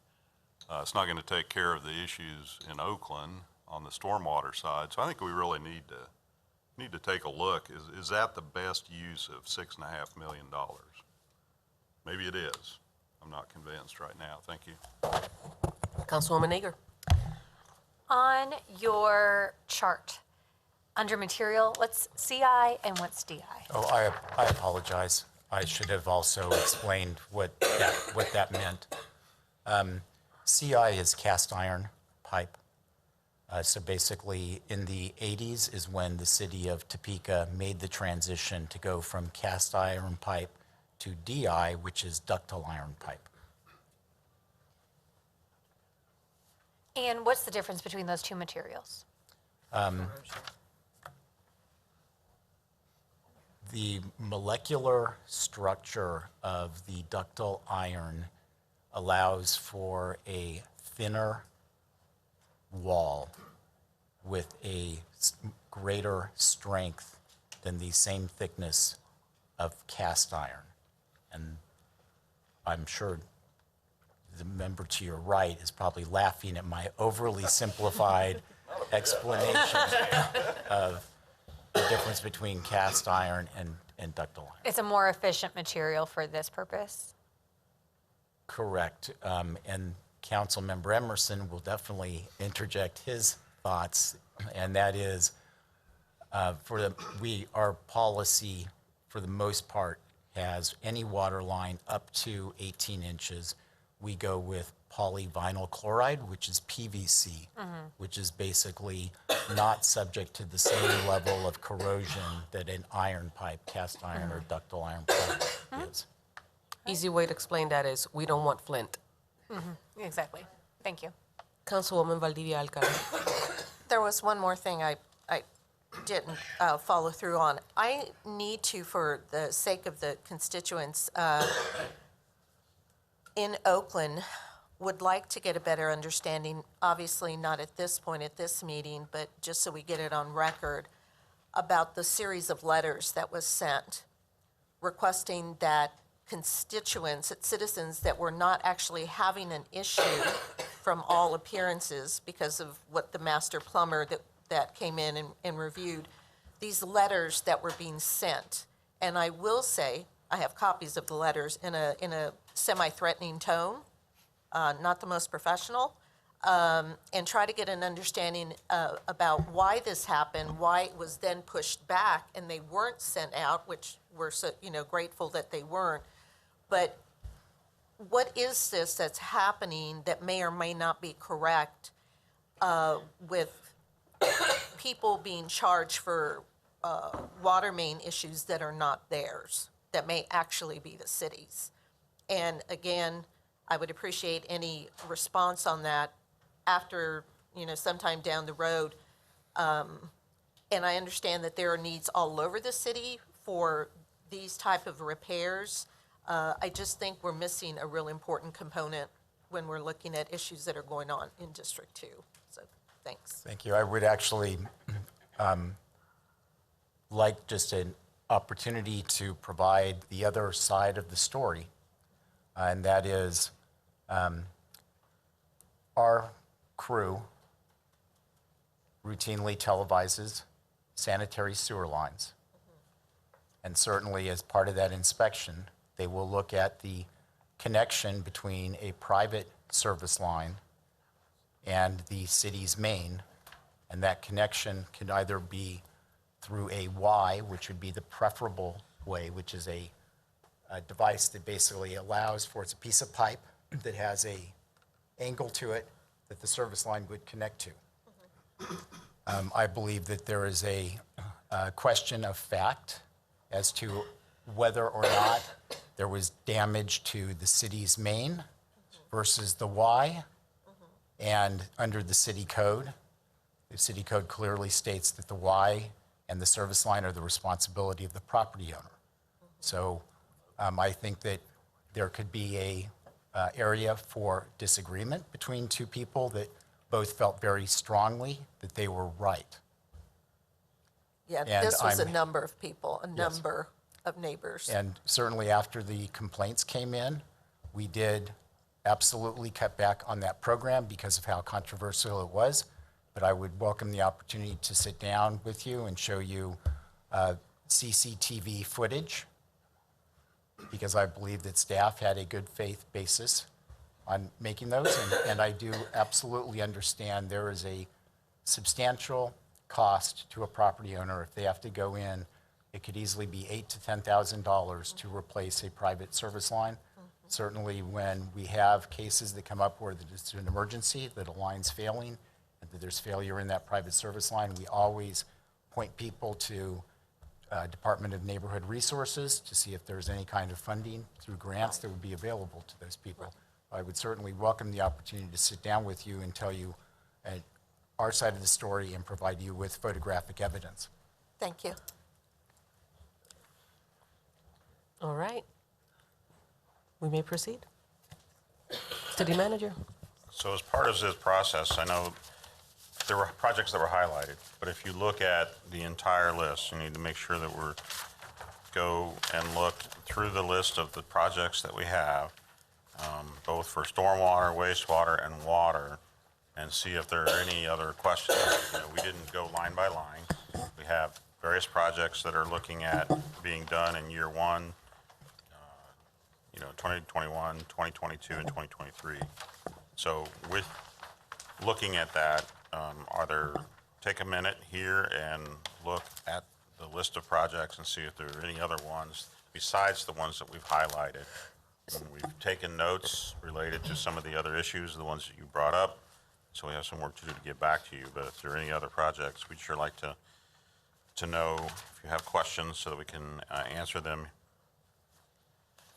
City Manager. Yes. We have been talking about HLAs for a long time, and I know that one of the things that we were talking about was activated carbon or ozone. Where is that project? That is the disinfection project. Awesome. Which one is that? It's listed. Oh, it's on the wastewater, hold on. It's on. It's 20. First page, back of the page. It's 2024, and it's the disinfection modification.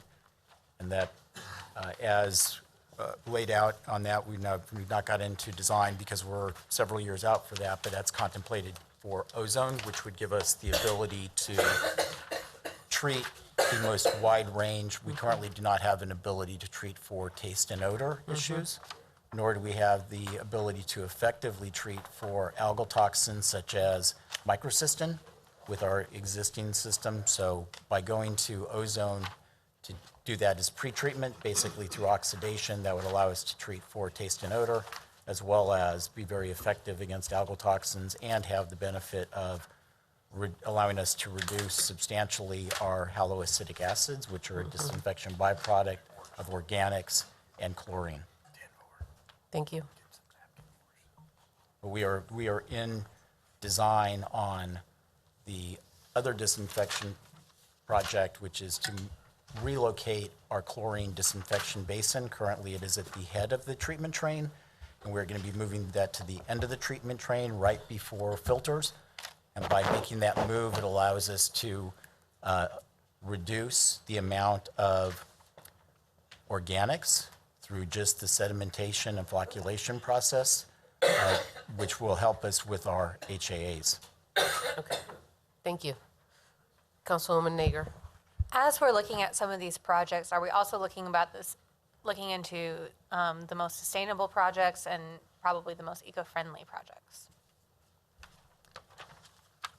Absolutely. Okay. Yes, and a really good example of that is the biogas project that we're working on. We just finished phase one, which is basically the centrifuges, and we're in design on the second phase, and that will be basically the scrubbing and compressing and transportation pipeline to basically beneficially reuse that methane that is, for the most part, being flared off. Awesome. Wonderful. Okay. City Manager. Any other questions in this utilities area? I mean, this isn't the end time to ask questions, obviously. I'm not saying that. I'm just saying if there are some that are on the top of your mind as you look at the list, Councilwoman Hiller. have that discussion. Thank you, because without the history pieces and so on, I will confess I'm maybe the only one here, but I've not reviewed this at all, waiting to have the information to look at the whole thing. Related to utilities, and there are other elements of the CIP that have this as well, there's been some conversation around anticipating this coming out, that progressively you all have kind of collapsed some, well, like the stormwater conveyance is $1.9 million, but we don't know what you've got in mind for that coming year. And we do get those quarterly reports, but it might be helpful for some of these consolidated line items if we could get just a list of this is what we did last year and this is what we've got on deck, so we have an idea of how far those dollars are going and where they're going. Understood. Thank you. We will put that together. And again, City Manager, I don't need to bring it up again, but it's come up with the street projects. You know, we're not getting the alleys, we're not getting the sidewalks, we're not getting the detail on what have become consolidated line items. Thanks. Councilwoman Ortiz. I'll pass. Thank you, Mayor. All right. City Manager. Okay, so next, information technology is our next subject matter area. I'll jump in as we're switching seats here. This is 100% funded through our Information Technology Fund, which is an internal service fund. So basically, operating departments contribute into this fund. It's primarily leases that are included in the operating budget for information technology. This morning, we'll talk about two projects that are not necessarily leases. Good morning, Council. My name is Mark Biswell. I'm the IT Director, and sent to my right is Sherry Schoonover. She's my deputy. And Sherry has some exciting news about a project that we're looking at, and I'll turn that over to her. Thank you, honorable council members. This project that I'm going to be talking about is trying to create a platform and architecture about collecting the information that we currently have. We as an organization have a lot of challenges because we have a lot of data all over the place. You heard Braxton earlier that what he's doing is data-driven, so does every other department. What we have is a disconnect between the information. To give you an example, we have currently approximately 2,500 data sources. We have 800 databases and over 400,000 spreadsheets. And the challenge there is that a lot of this information is a copy of a copy. So when reports are being provided, information being provided, you don't know if you're actually going to be looking at the source or if it's something that has errors in it. So what we're proposing is actually put something in place that is not depending on an application, but basically allows your platform to collect it, and then from there give our end users the opportunity to actually structure it the way it is.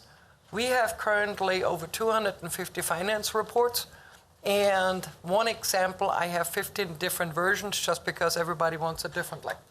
And that takes a lot of time and resources to actually generate it, combine, and then provide.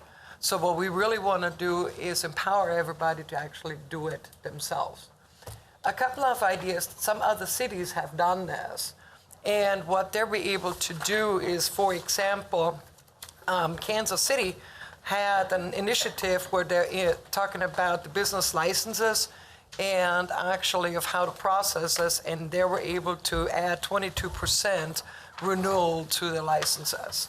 We have Phoenix areas that they're trying to, address some crime statistics and hotspots. We have Santa Cruz that's decreasing the property theft because of this. And the way I envision this, and the amount for this is a pilot. This is not the whole project itself, because this is takes anywhere from 2 to 3 years. But what we're trying to do is a proof of concept.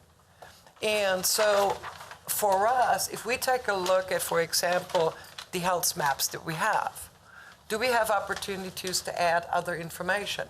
So if you look at a particular neighborhood and says, okay, how much money have we invested? What are crime statistics? How many code tickets do we have? How many new licenses do we have? And you start adding this all together, all of a sudden you have a complete picture and a better opportunity to really understand of what's going on. So that is what we're going to try to do.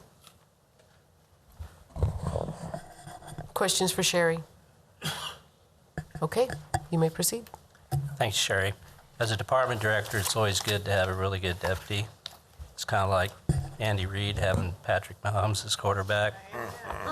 Sherry's my Patrick Mahomes. So, She sure is. moving forward, we want to talk about cloud services. 2 hours, somebody finally worked that in. I couldn't resist. So, Kudos to you.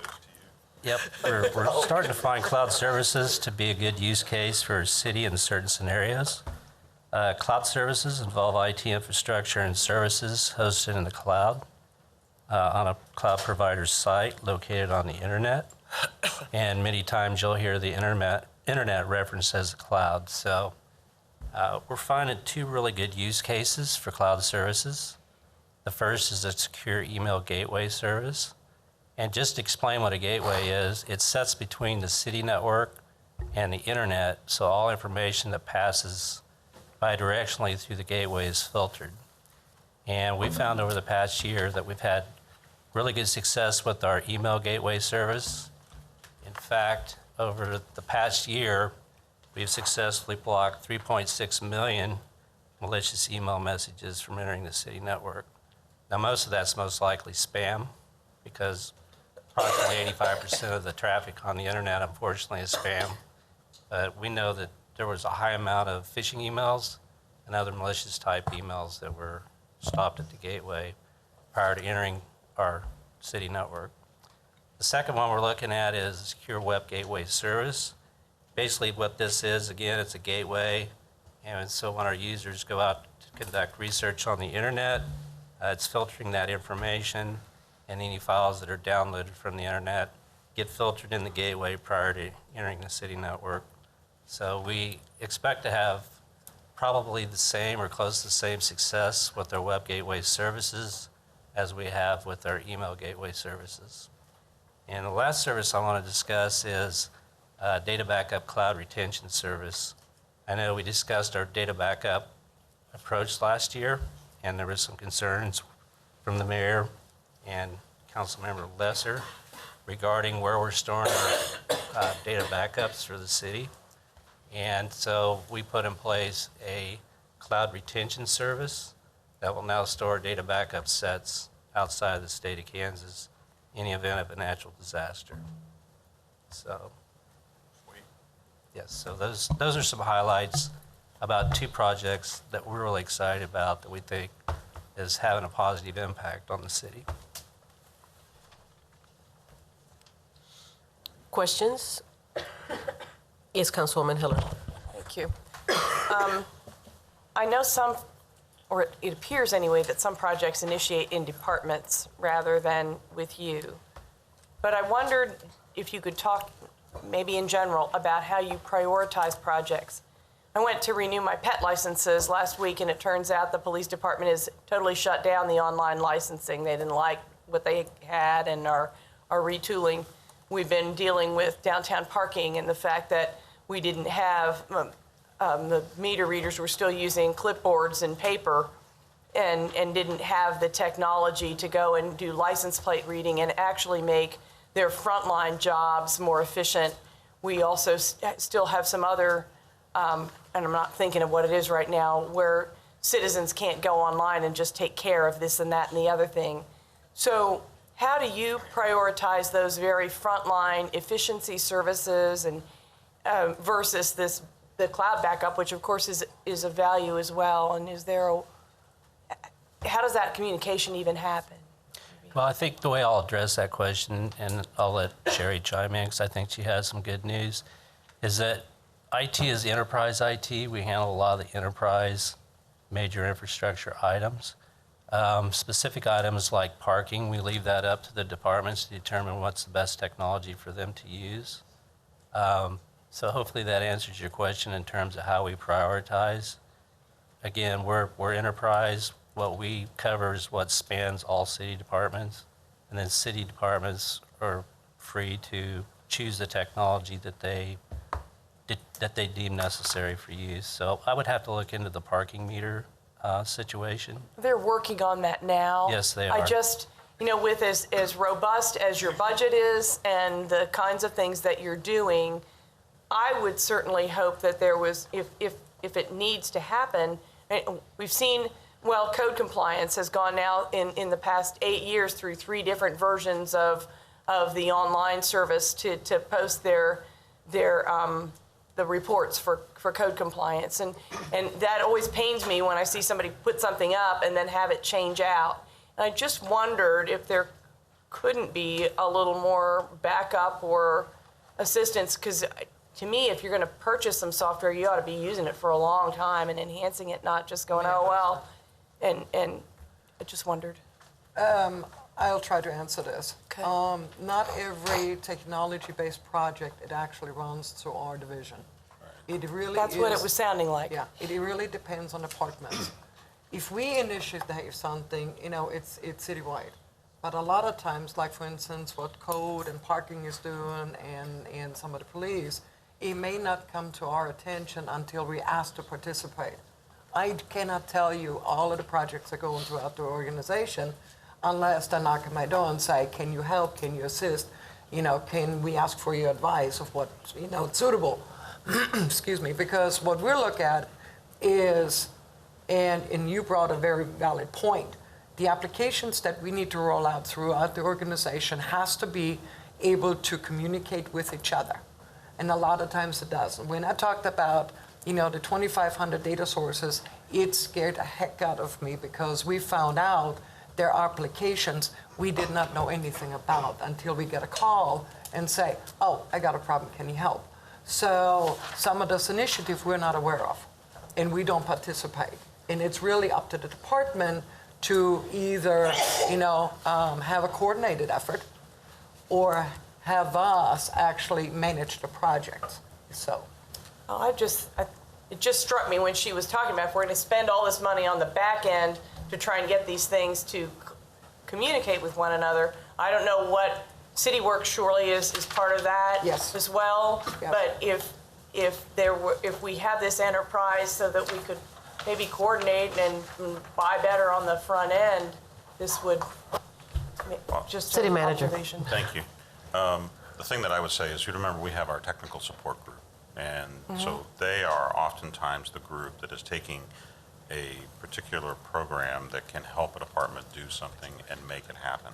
they're also working to make sure that it's seamless across organizations so that it can be utilized by multiple departments as a backbone for something. And so that technical support group helps the end user within the city do certain functions.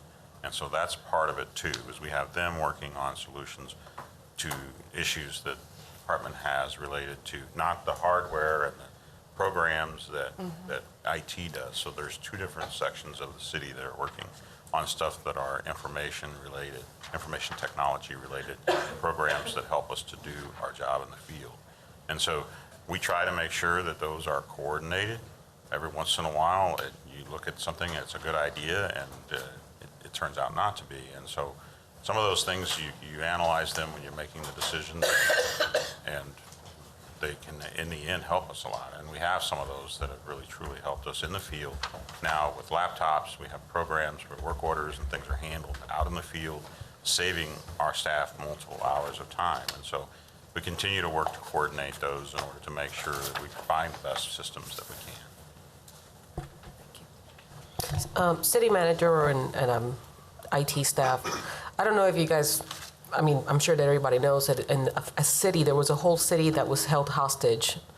And part of it is making sure that we have great digital hygiene, that we have two-step authentication in most of the things that we're doing, so that we can avoid ever having to deal with this. And it's crazy that we're talking about this because it sounds like something out of the movies, but it's something that is happening already. Could you talk to us about some of the things that we're doing in order for us to secure our systems, especially with so many external users? There have been some good actions that have been taken. I'll let Mark cover them, but definitely we're now getting on the cutting edge of protecting our system. Thank you. Yeah, you're correct, Mayor. There's been over 1,000 organizations within the last year, significant amount of municipal-type governments that have been hit with cyber attacks. Not to expand too much on it, to not invite trouble, but I would say we have a very reasonable cybersecurity posture here at the city. One of the projects that you'll see that's on our project list is we are currently rolling out two-factor authentication across the city. So cybersecurity is a very, very complex undertaking, primarily because the attackers, the cyber criminals, and to some certain extent the nation states, their tactics and procedures change. So when you see a particular tactic or procedure occurring on the internet, you shore up to protect yourself there, they shift. So it's just a shifting sand constantly. But I will say, again, not to invite any type of trouble, I think we have a very reasonable cybersecurity posture here at the city. Thank you. Councilwoman Ortiz. Thank you. I know I've asked this time and time again, and I'll continue to ask because I just don't ever quite understand how, like, the gas company in Westar, I can pay my bills at night, and we just can't do that with the water bill yet. And I just don't know, when are we going to get there? We are actually in the process right now to deploy a single platform that allows you to pay any bill, type of bills online at any given time. But Sherry, if I may, not just online. I want to be able to call, like I can call them and go through the automation myself, because I have a lot of elderly people, and I've taught them how to do that. And it's really, really nice how you can do that. It'll store their information, and it's done. You can make a payment online right now at any given time. But I have to go on the computer to make my payment. No. Currently we have an IVR system, a call center, that it does not it's not staffed with personnel after hours, but you can call in, you enter your account number, and you can make a payment right now at any given time. Okay, I will try that. Where's Sylvia at? I'll try that. Yeah, so it's just our 3111 number, and it will, on the menu option, it will tell you if you would like to make a payment. You select that menu, and it does not require a person. You can do it. It is bilingual. Right now, we have English and Spanish.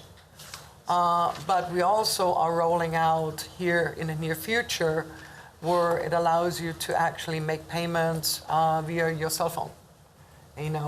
Tax payments, savings accounts, e-checks. So And have we told the public this? Have we been getting this out to the public so that that we're they know going that? to.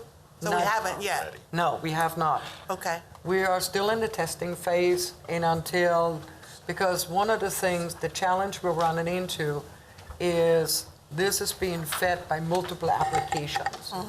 And to build our interfaces, it's very, very complicated because we have to worry about security, we have to worry about credit cards, we have to worry about personal information. So we have to make sure that we're solid. And so building those interfaces has been, challenging at best. So when we know that the system is solid and we're ready to roll it out, then we're going to make sure that the public gets notified. They're going to be told of what all of the different options are and so on and so forth. But right now, as of right now, you can make a payment for the water bill via phone at any time. So even within the 8 to 5 hours? Yes, So absolutely. you're saying 24/7? You can call at midnight and pay your water bill. I'm gonna do it. I'm gonna try Go it. for it. 12 It has been in place for a while. Try with mine. 12:01. I'm there. Thank you. Councilman Lesser. I think you ain't done. Just a question more, I guess, clarification. There's several of these that are upgrade 100 personal computers, like, for instance, page 139 has upgrade 100 personal computers, 2022 to 25, and then page 135 has upgrade 100 personal computers, 2022 to 2025. The only noted thing I see different is actually with the project title. Two questions. First question is, are these for like just different departments? And then the second question is, why are these categorized as quality of life? To answer your first question, yes, so we have what's called a rolling upgrade cycle, and we start in one department and we upgrade computers throughout all the departments. So that's probably a 2 to 3 year process. I have 2 people allocated to upgrade computers. Those same 2 people also perform our service desk. We're able to roll out about 170 to 200 PCs per year.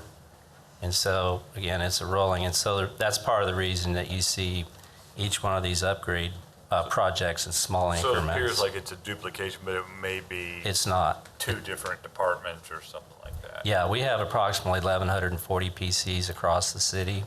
And so we try to keep those on a 4-year rotation upgrade cycle. But again, with 2 people, it takes a little while to get that many computers upgraded in a year. No, I understand that. So as far as quality of life, I think, it's pretty obvious that IT is what supports our business operations here at the city. Without proper technology in place, it's going to be very difficult for the departments to do their jobs. So quality of life seem to fit. If you have a suggestion for a better category, I'm open to that. Infrastructure could certainly be there. I just see infrastructure as being the big ticket items like roads and utilities. So that's just a terminology that you use then? Yes, that ties back into the council priorities. Just glad that Commissioner Archer didn't see that. It'd probably been a problem. Well, he and I go back a long way, so we could have had an offline discussion about that. Thank you. Additional questions? Okay, you may proceed. Go. Next. All right, the next section that we're going to cover are general obligation bonds. These are covered through our mill levy supported debt service fund. And again, as we talked about earlier, we operate through the CIP policy under a 3-year cap for how much we can put out there. And for 2021 through 23, that's $31 million. And these are primarily public works with some public safety fleet components to this section. Okay, I'm going to cover one of the new projects that we have within the GO bond category, and then I'll turn it over to Brian Faust, our city engineer, to talk about a lot of our street projects and others. But this is a new project within the CIB and CIP this year. It's not a new subject. Those of you on the governing body that have been around have heard me talk about fleet replacement program. Just like our other infrastructure that has a life cycle and needs to be renewed, our fleet is no different. But why this program's a little bit different, it's just focused on transportation operations. So that's basically our street maintenance staff, forestry staff, and traffic operations. And so it doesn't address the larger need of the overall city fleet replacement program for other vehicles. But I want to just walk you through our logic in proposing this and help you understand why we think this is important. So the first thing I want to talk about is productivity within our operations folks. You know, the 4 years that I've been here and brought Jackie Vogel and some Tony Trower and other people on staff, as well as our existing operations staff, Dwayne Morris and Travis Tinbrink, we've worked a lot on people and process. Okay, so we've worked about, you know, what is it that our folks are doing? Is there a different way we can do business to be better? And every year we continue to increase productivity. I mean, last year we repaired over 35,000 potholes in the city, and that's compared to 25,000 the year before. And we're doing that with the resources you guys have allocated us. Forestry, for example, you know, they've, coming back to kind of the IT and software discussion, you know, we've eliminated that paper work order process. So our field guys now have tablets, so they get those service requests as they come in and they're out there working, as opposed to having to come back to the shop, dispatch and things like that. We've seen a 12% increase in our on-time service request completion. Traffic operations, similar story there. You know, we're seeing greater than 10% increase in completion. So we have been focusing on process a whole lot. That's within our control. What's not within our control right now is the age and condition of our equipment. So this program, hold on, crew, if we go back, is, like I said, it's limited only to transportation operations. There's about 54 pieces of heavy equipment. So this is our heavy-duty trucks and equipment. And this is an ongoing program. So this is kind of like a one-time project. This is what we view as needed on an annual basis to keep our equipment in good condition. You know, those 54 pieces of equipment have about a $12 million replacement value. And you put that in comparison, you know, transportation operations is a little bit under a $9 million annual operating budget.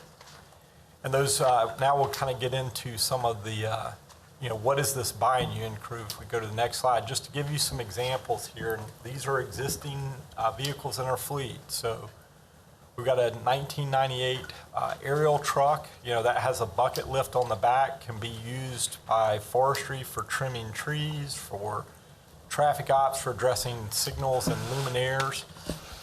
And annually, that lift on the back of the truck has to undergo a hydraulics inspection for certification, as well as electronics grounding. So basically, as we work near power lines, that we're not going to create a conduit that would electrocute. And so that's an annual inspection. And this piece of equipment here, the last inspection, the guy said, you know, I don't know if I'll be able to certify this next year to pass inspection without some significant investment in that piece of equipment.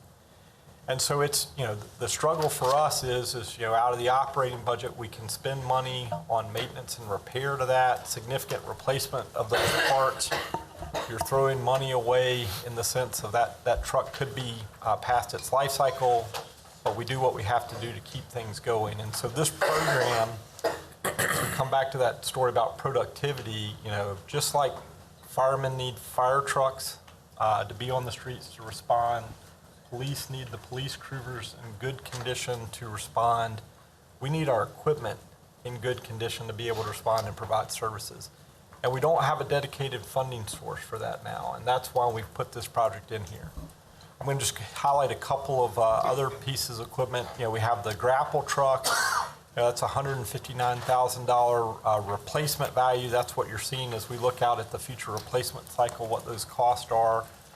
You know, that piece of equipment right there, you guys were talking about the flood damage and having to pick up debris and haul it off. That has a grapple operation that basically the operator comes out of the truck or can operate from the side of the truck and grab debris and load it in the back. And that's heavily used with our forestry, but in disaster, other debris, that thing gets called into service and we put it to use.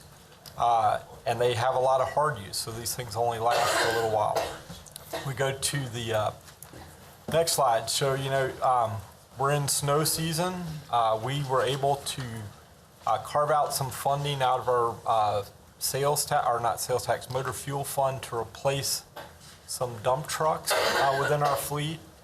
But you can see right there, you know, this is a truck, the wreckers in the background, that had to be brought in during a snow event. And that's, you know, when you take the truck, the plow, the spreader, all that piece of equipment, you know, you're looking at close to a $200,000 investment. And we need these things in place to be able to meet level of service expectations during snow event. 2019, sometimes 35% of our fleet was in the shop for repairs during those events. So when those things are in the shop, you know, we don't have staff out working. We're supplementing with contractors. You know, we have a contract on some of that, but we're not able to prepare the response that we have. We've got our loader up there that's used for loading material. You know, those have a longer life cycle, but a higher price tag.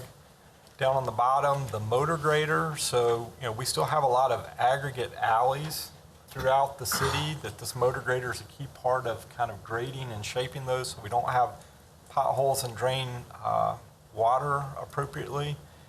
And that's an aging piece of equipment. It's also called into service during our snow and ice events, and we need to be able to repair those on a regular basis. So what we've asked for from the governing body on this is basically a combination of general obligation bond funding, as well as you'll see in the cash line item, there's $500,000 within the CIB if cash is available to help us basically get ahead or address some of the backlog of our equipment that's aging and needs to be replaced and get us on a more sustainable cycle of regularly replacing equipment. So, you know, the types and mix of equipment within this would vary from year to year and be managed through our fleet and Transop staff, but that's what this program entails. I'd be happy to answer any questions you may have. Councilwoman Naeger, to be followed by Councilman Lesser. Thank you. Are we looking, with the reinvestment, are we looking at doing mainly repairs and upgrades to the existing fleet, or are we looking at investing in completely new equipment?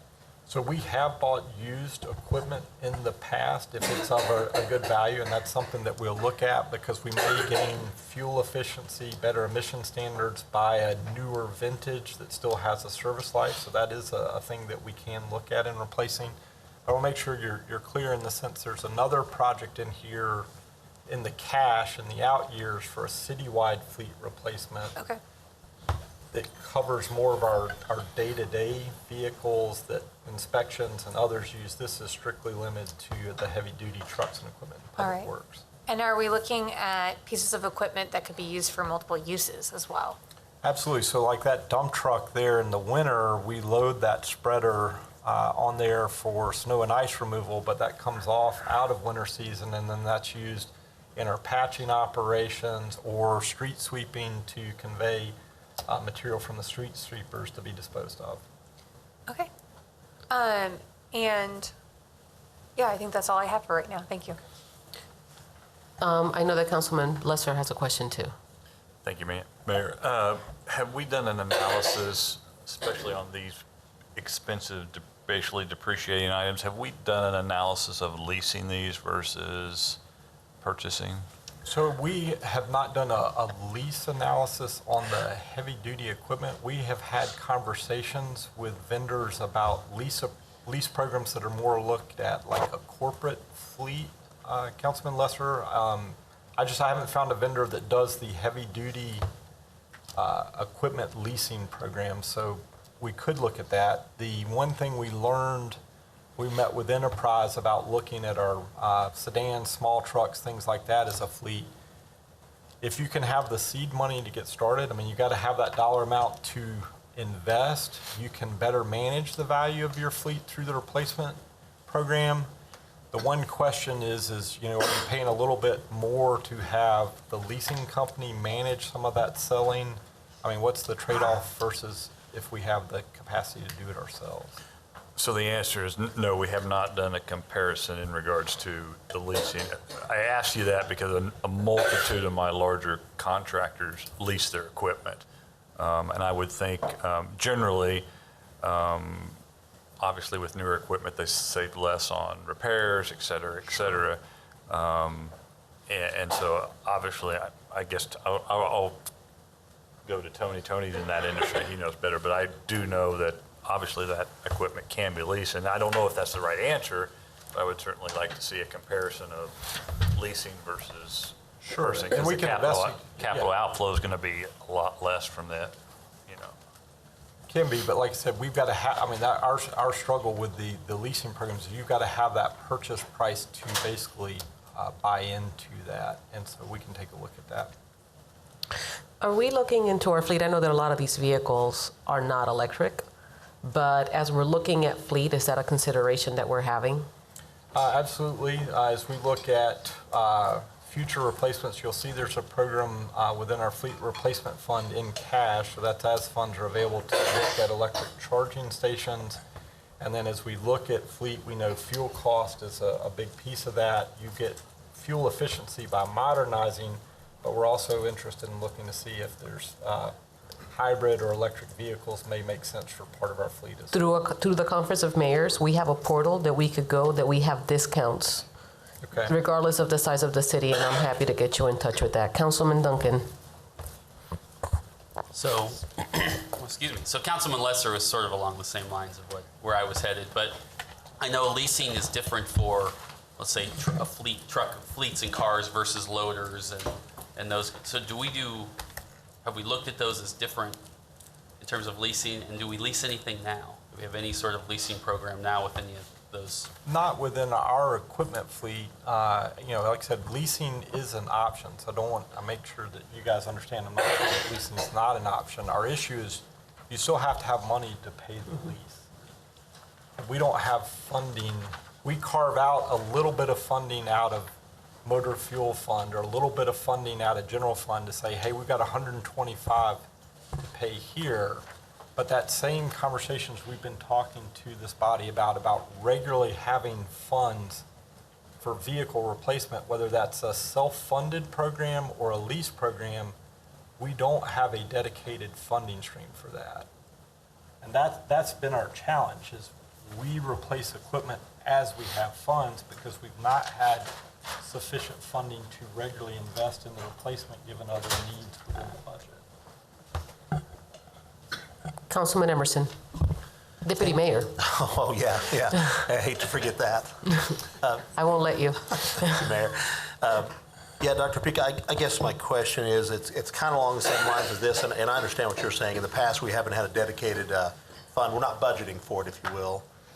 I guess so in the lease thing, we wouldn't have to do the general obligation bonds if we were leasing, correct? Because they're carrying the thing, we're just then making the payments. So instead of making payments on our bonds, we're just paying the lease payments. There might be times it's advantageous. So, I mean, that would could be, I guess, the question to finance. I just don't know how that would work from a mechanism. Could we actually use bond payments for leasing?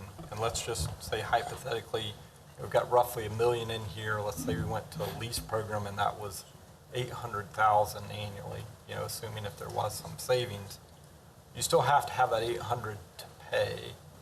And right now, we don't have that ability within our operating budget to regularly dedicate $800,000. And when you enter into a lease, right, there's an expectation you're continually making those payments over a period of time. And so that's a possibility from this program to think about. You've got a regular funding stream, but I don't know if a GO bond could be used for lease payments would be a question. Sure. I guess from time to time, I have heavy equipment that's both leased and traditional finance, but it depends, kind of the season we're in, kind of what the economy's doing. Sometimes it's more advantageous to lease. Sometimes with the 179 depreciation you get with outright buying, you want to go that route. But I guess, do we have the flexibility right now when we buy stuff to take advantage of all those different, I guess the city doesn't get depreciation. You don't get 179, you're not paying taxes anyway.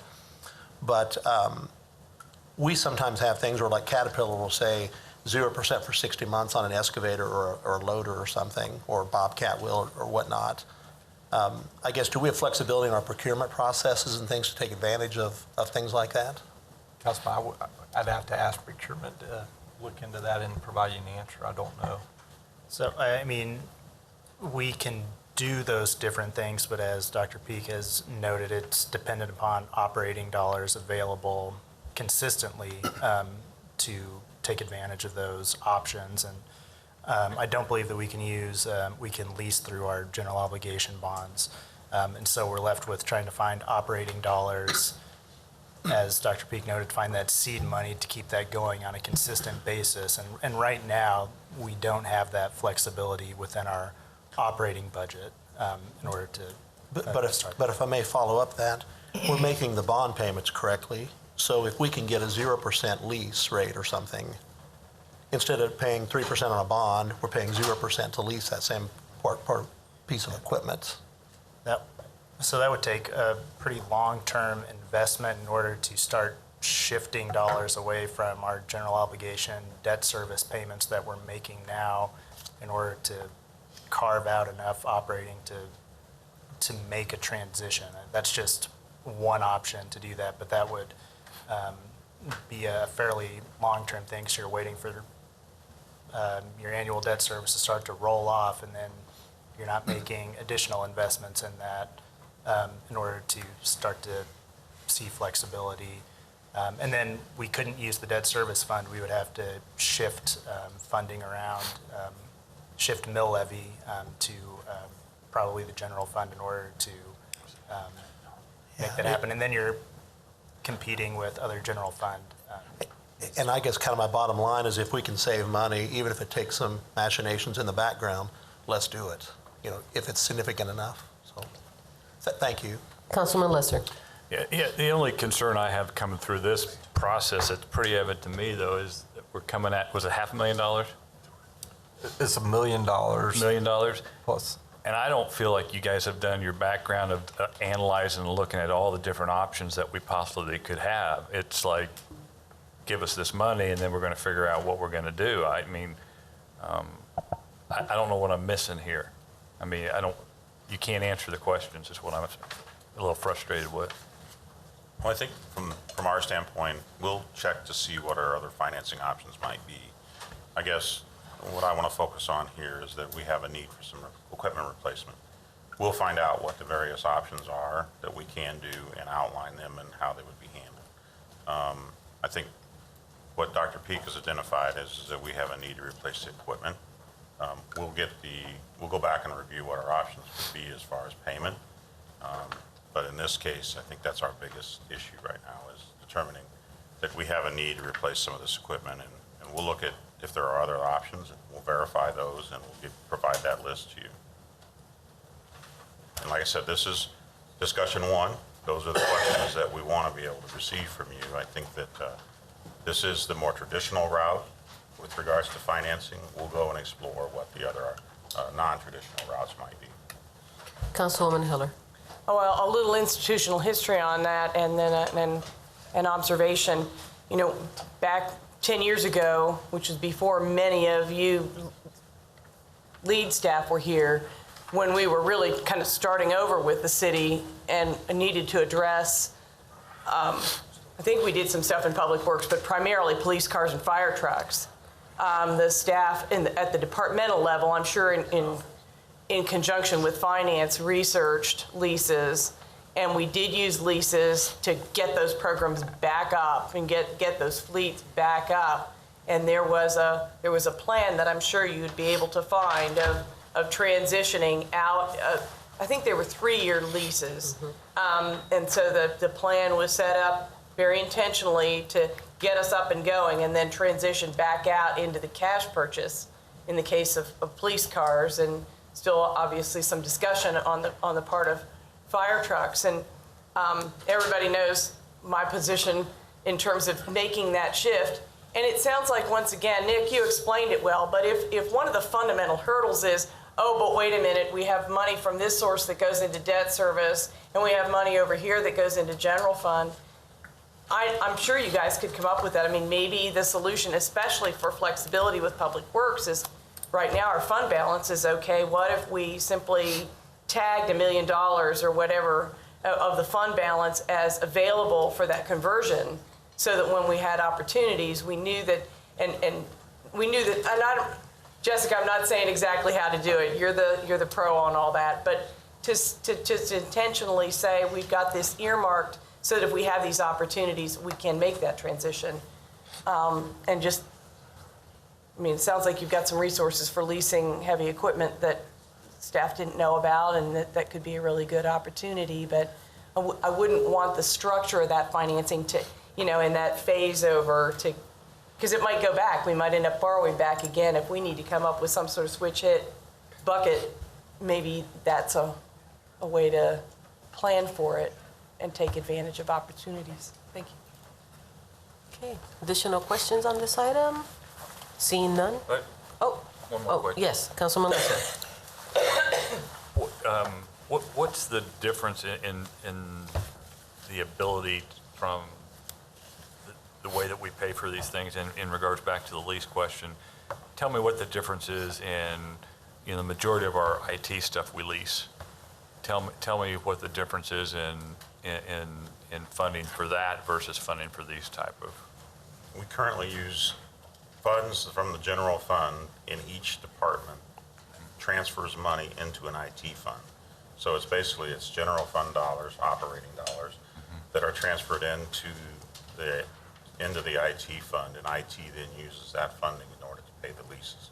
So it's not debt service in any way, it's simply an operation. It's our operating dollars that are transferred in for them to utilize to do those leases. But we did then at some point do an analysis of saying, hey, this is a better way to do this product, is leasing this versus purchasing all this equipment. And it is an issue. The costs that each department has to pay in gets to be a strain on the budget as we look at IT fees and what we charge for that. And so when it's coming out of the general fund, that impacts the operations as a whole. And so that's something that, in order to do, we would have to carve out a set of money in order to be able to start a process like that. And I get that. I get that. I'm just saying fundamentally, we made a decision in that department that leasing is better than purchasing. Yeah, you're correct. And we'll study those options, and it's very good information. We'll come back with some options. Thank you. Councilwoman Heller. This might be a stupid question, but you're talking about the leasing of the heavy equipment as opposed to like leasing a car. But even then, is this a year-round lease rather than a seasonal or a use-based lease? I remember us talking about some certain pieces of Public Works equipment some years ago as we were looking at retooling everything, and the pieces were used only occasionally. And so there was the discussion about whether we needed to own it at all, whether we could lease on an as-needed basis. Is that part of this conversation? It's not this conversation. This is basically our fleet and inventory we use. We do have equipment or pieces that we may rent for a short period of time to augment, or if we need a specialized piece of equipment, go do that. But within this program, this is our year-round stuff. For example, the dump truck, does snow and ice and other things. Okay. The motor grader alley, snow and ice, those types of things. I mean, that would be two companion lists rather than maybe everything being a year. Right. This is not all the, like I said, it's not all the equipment within Public Works, but our heavy-duty, regular use vehicles and equipment. Because on the side, I mean, I remember us talking about whether we should own 15-passenger vans or whether we should just lease them when we needed them. That's not your heavy equipment, but. Well, and that's part of the reason our fleet right now currently has the large-size vans, so that they're available for each time that a person might need that. I mean, we have others, but That's also we have those type of vans and a minivan available. So if a group is going to a meeting somewhere, they can check that out from fleet in order to utilize it when they're going. That was exactly the conversation before, was that some departments use them pretty regularly, but others did not. And with these vans that were getting old, really weren't used a lot, and whether we could shift to just one or two in certain departments and otherwise lease as needed and save money, rent, I guess, as opposed to lease, if that's what our terms are. So, thank you. Okay, city manager. Okay. Go ahead. Next. We're going to shift gears to our street projects now. Okay, the first project we show here is Northwest Tyler from Lyman to Beverly. This project is actually the second phase of 3 planned phases for the reconstruction of Northwest Tyler. Phase 1 was between Highway 24 and Lyman, and it was completed back in 2017. And Phase 3 continues this from Beverly to Paramore. This project is currently under design. We anticipate right-of-way and utility relocation in 2021 with construction in 2022. The project will transform the current rural 2-lane section with open ditches to a 3-lane cross-section with sidewalks and stormwater enhancements. This area in North Topeka is very flat, and so drainage is actually a challenge here. And so these stormwater enhancements may be a combination of curb and gutter, enclosed storm sewers, and other best practices to ensure quality and quantity of our stormwater. The third phase, and there's a picture right now, the existing conditions. The third phase is actually scheduled to be constructed in 2025. So, any question? Okay. Councilwoman Valdivia Alcala. So you said sidewalks, so either on the north or south sides of the street, there would be sidewalks, not on both sides? It could be on both sides of the road. We just started that design. One of the things we look at is kind of how much right-of-way we're going to have to take to get in the road, the sidewalks, possibly a shared use path, but we still haven't determined that yet. And so, if I remember that location right, the north side would be where the school is located. Isn't there a school on Northwest Lyman as you get to, before you get to the intersection, the big intersection It used to be there? a school. It used to be a school. Logan? It was built as a school, but it's not one now. It's a Union Hall or something like that. No. I'll go back and get that. Okay. Next project, Southwest 10th Avenue between Fairlawn and Wanamaker, and if you've driven it lately, you can't drive it. Part of it's closed. This project is actually scheduled to start construction this year, the street construction component this year, and can be completed in 2021. When the project is finished, the roadway will consist of a 3-lane section, enclosed storm sewers, a 5-foot sidewalk on the south side, and a 10-foot shared use path on the north. And in addition, there's a new pedestrian bridge that will be installed on the north side as you approach Wanamaker. Utilities relocation started in late 2019, and that's what's occurring out there right now. Between electric is done, Kansas Gas is working. We actually have a water line relocation project under construction as we speak. Project is currently out to bid and have a late March opening. When it's complete, the view right now that's as of yesterday. This is a section close to Wanamaker, just showing the utility relocation. When the project is complete, it will look very much like Southwest 10th, just to the east. So between Gage and Fairlawn, it'll also look very similar to Southwest 6 between Gage and Fairlawn. 3-lane with both the shared use path and the sidewalk. Any questions on Southwest 10th? Seeing none. Next project is Southwest Urish Road, 21st to 29th. This would also involve complete reconstruction of Southwest Urish Road. At this time, we're not sure if it will be a full 3 lanes or 2 lanes with turn lanes at the access points. Final configuration will be determined in the design. Design is scheduled for 2023. Right-of-way and utilities would be in 2024. In your CIP, we show construction only in 2025, but there is also a note that being it's a mile long, it may extend into that second year in 2026. So, current view of it, the road is in fairly poor condition with steep ditches currently.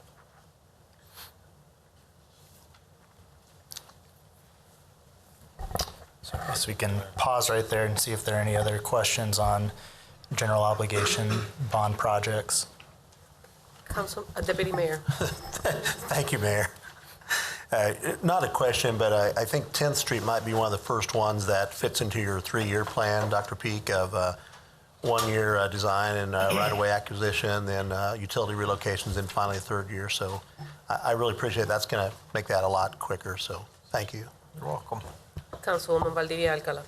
I do think, I think it's Logan Elementary School that is on there, and they have no sidewalks on either side. Okay. And also noticing,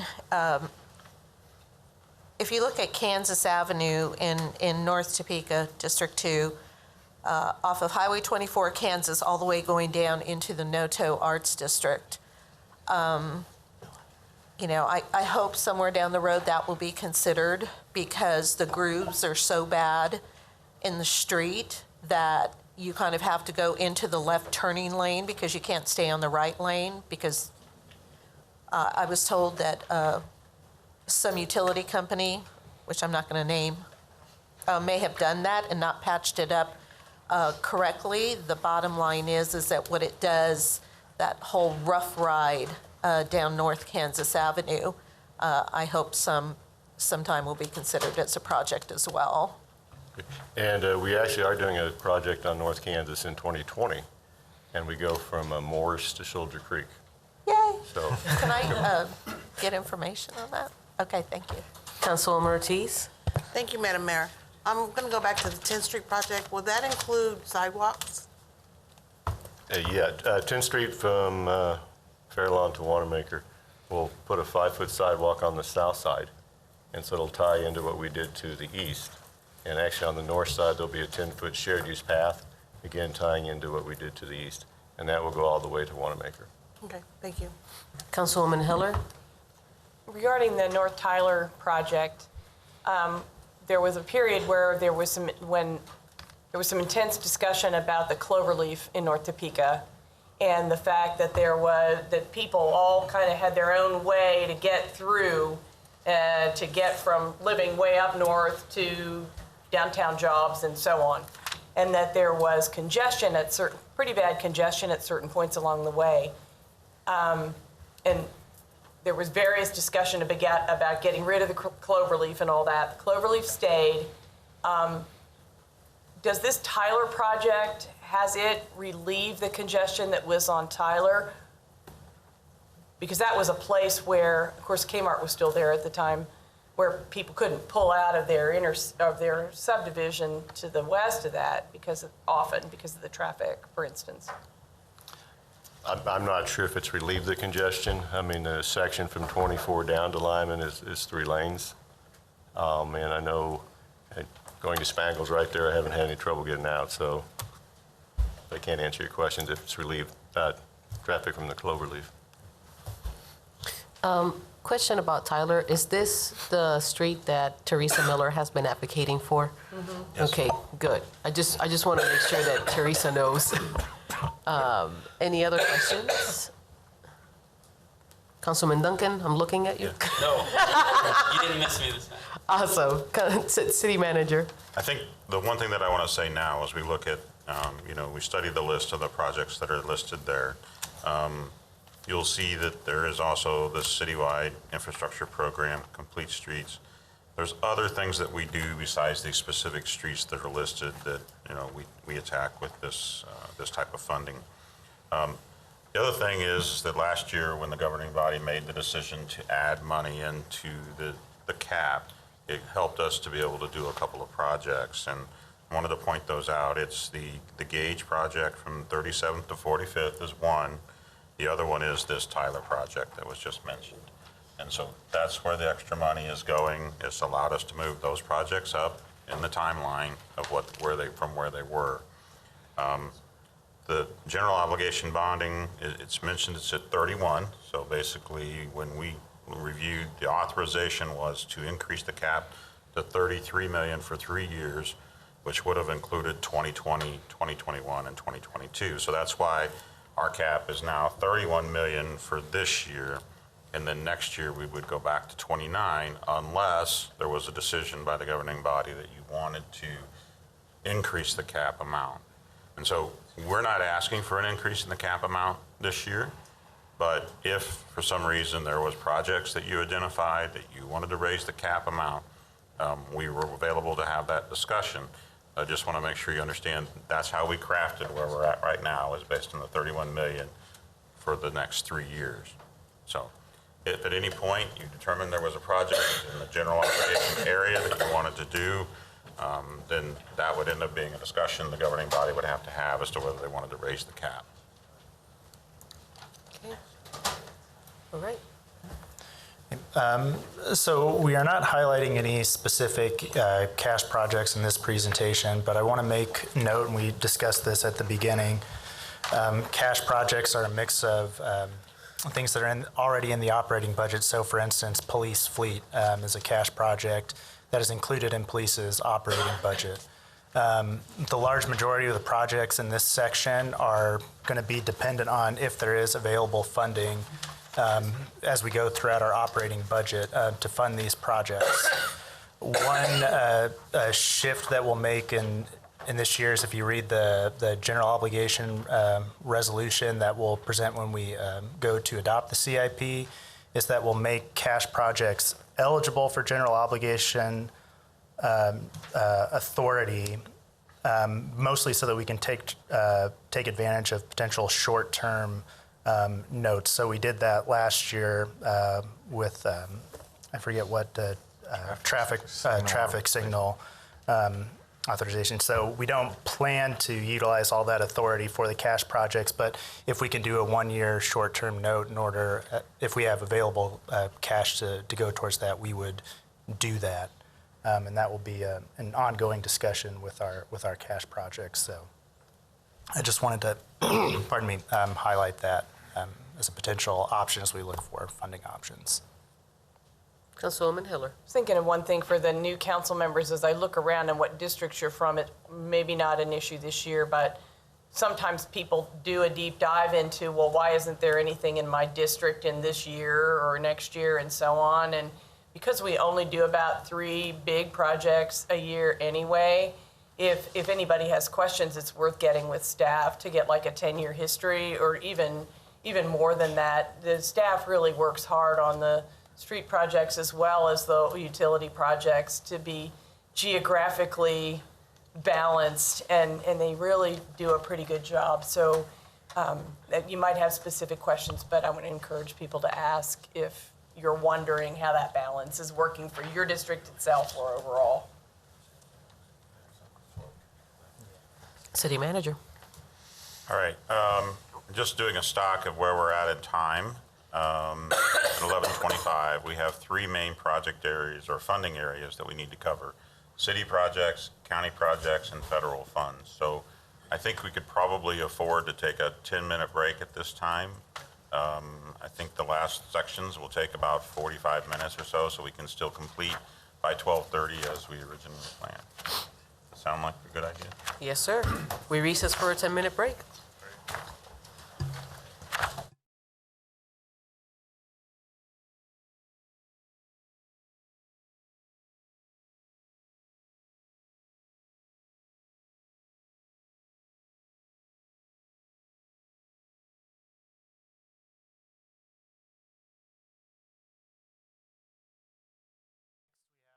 Countywide half-cent sales tax. This is a mix of Shawnee County, JADO, Joint Economic Development Organization, and city projects. This section focuses on the city projects.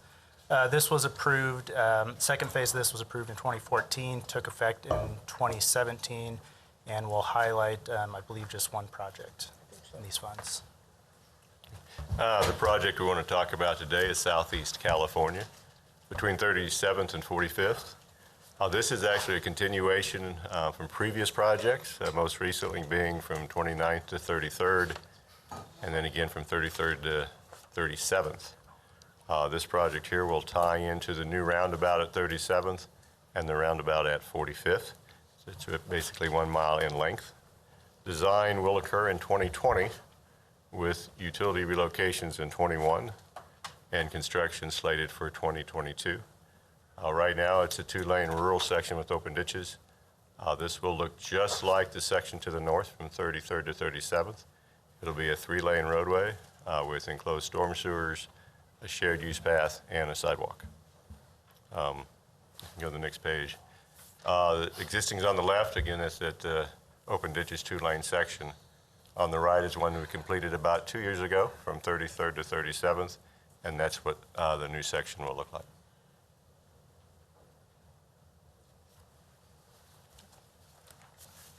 Are there any other questions on the countywide half cent?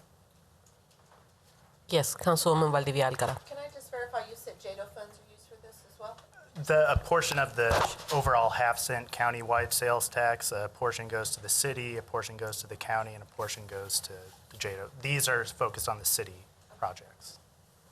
So it's not part of the JADO fund on your side? Okay. Councilman Dobler? No, I'm good. That's like, move on. Okay. Next is our citywide half cent sales tax fund, and that's again a half cent sales tax used primarily for public works infrastructure.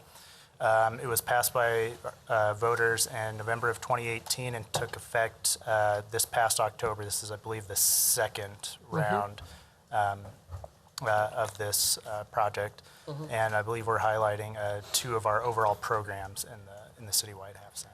And we're calling it the Fix Our Streets The Fix tax. Our Streets, Yeah, yes, so and that that will be it's, and I would addressed. just want to make sure that we make sure that we delineate the difference verbally, because it's been very confusing for our citizens that we have a countywide sales tax that includes the dollars for the county and for JADO. And then we have the city one, that is the Fix Our Streets tax, which is another half-cent sales tax, because we often get a lot of comments from the community saying, why are you using the sales tax dollars that you said that you were going to use for the roads for economic development? And we're like, no, this is another one. So I'm just, not that you're doing anything wrong, but I just want to make sure that for the people that are listening, they know that this is the Fix Our Street tax. Mayor, we heard you, and if you'll look on this slide, we've got Fix Our Yes.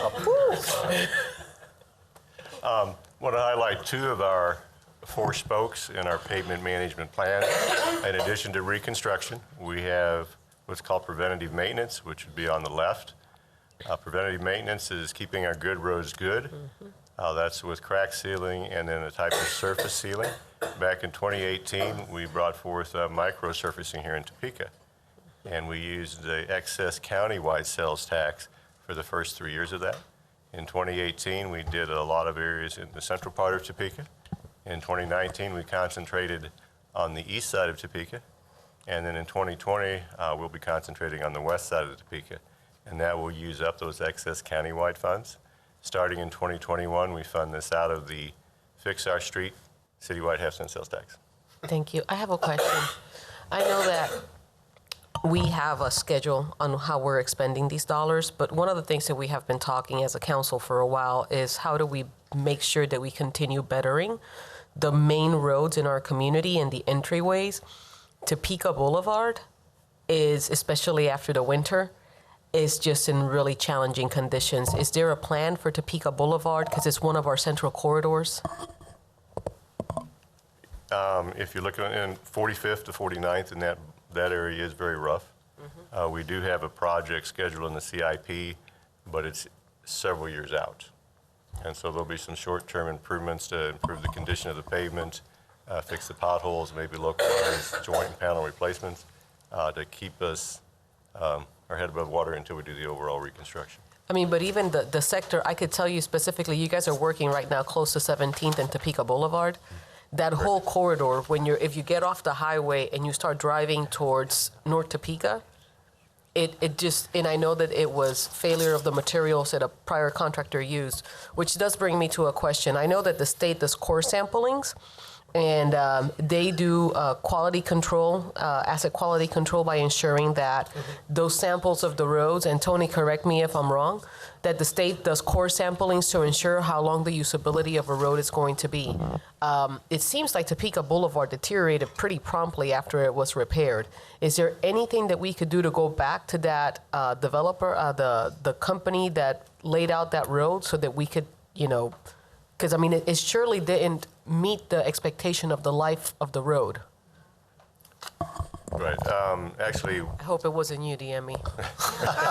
Was not. Is that between 8th and 10th? Is that the No, the Topeka Boulevard from probably like 29th Street or a little bit higher up, like around 37th, all the way down to like the Capitol. north? Okay. we actually, and I mentioned 45th to 49th, we actually have in the CIP different parts of Topeka Boulevard programmed over the next several years.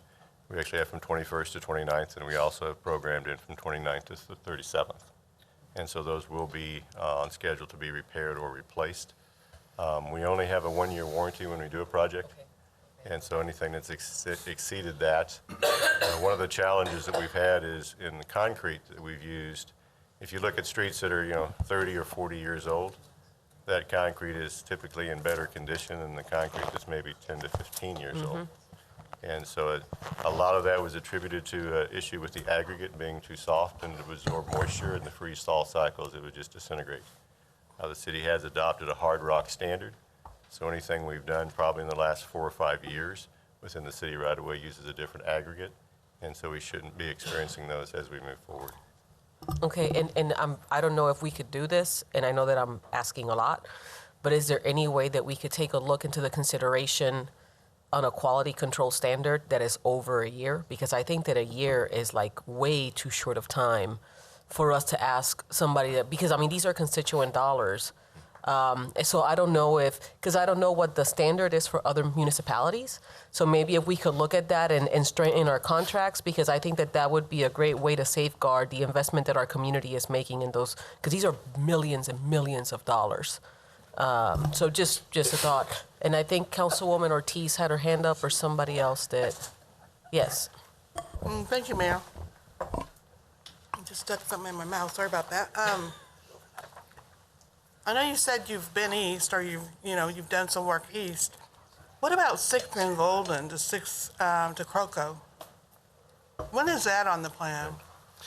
That's actually starting at Golden and working your way all the way to Croco. There's some really very bad sections of the concrete pavement.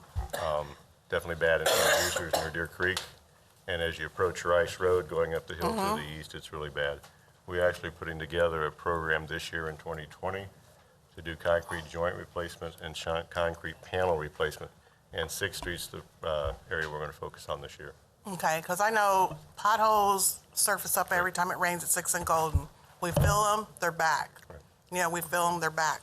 And then, and I don't know if this is for city manager or for you, but I know we did a special project on Deer Creek Traffic Way, but we only went to 10th Street. We didn't go all the way under the bypass into 21st, and I thought that's what you said we were going to do.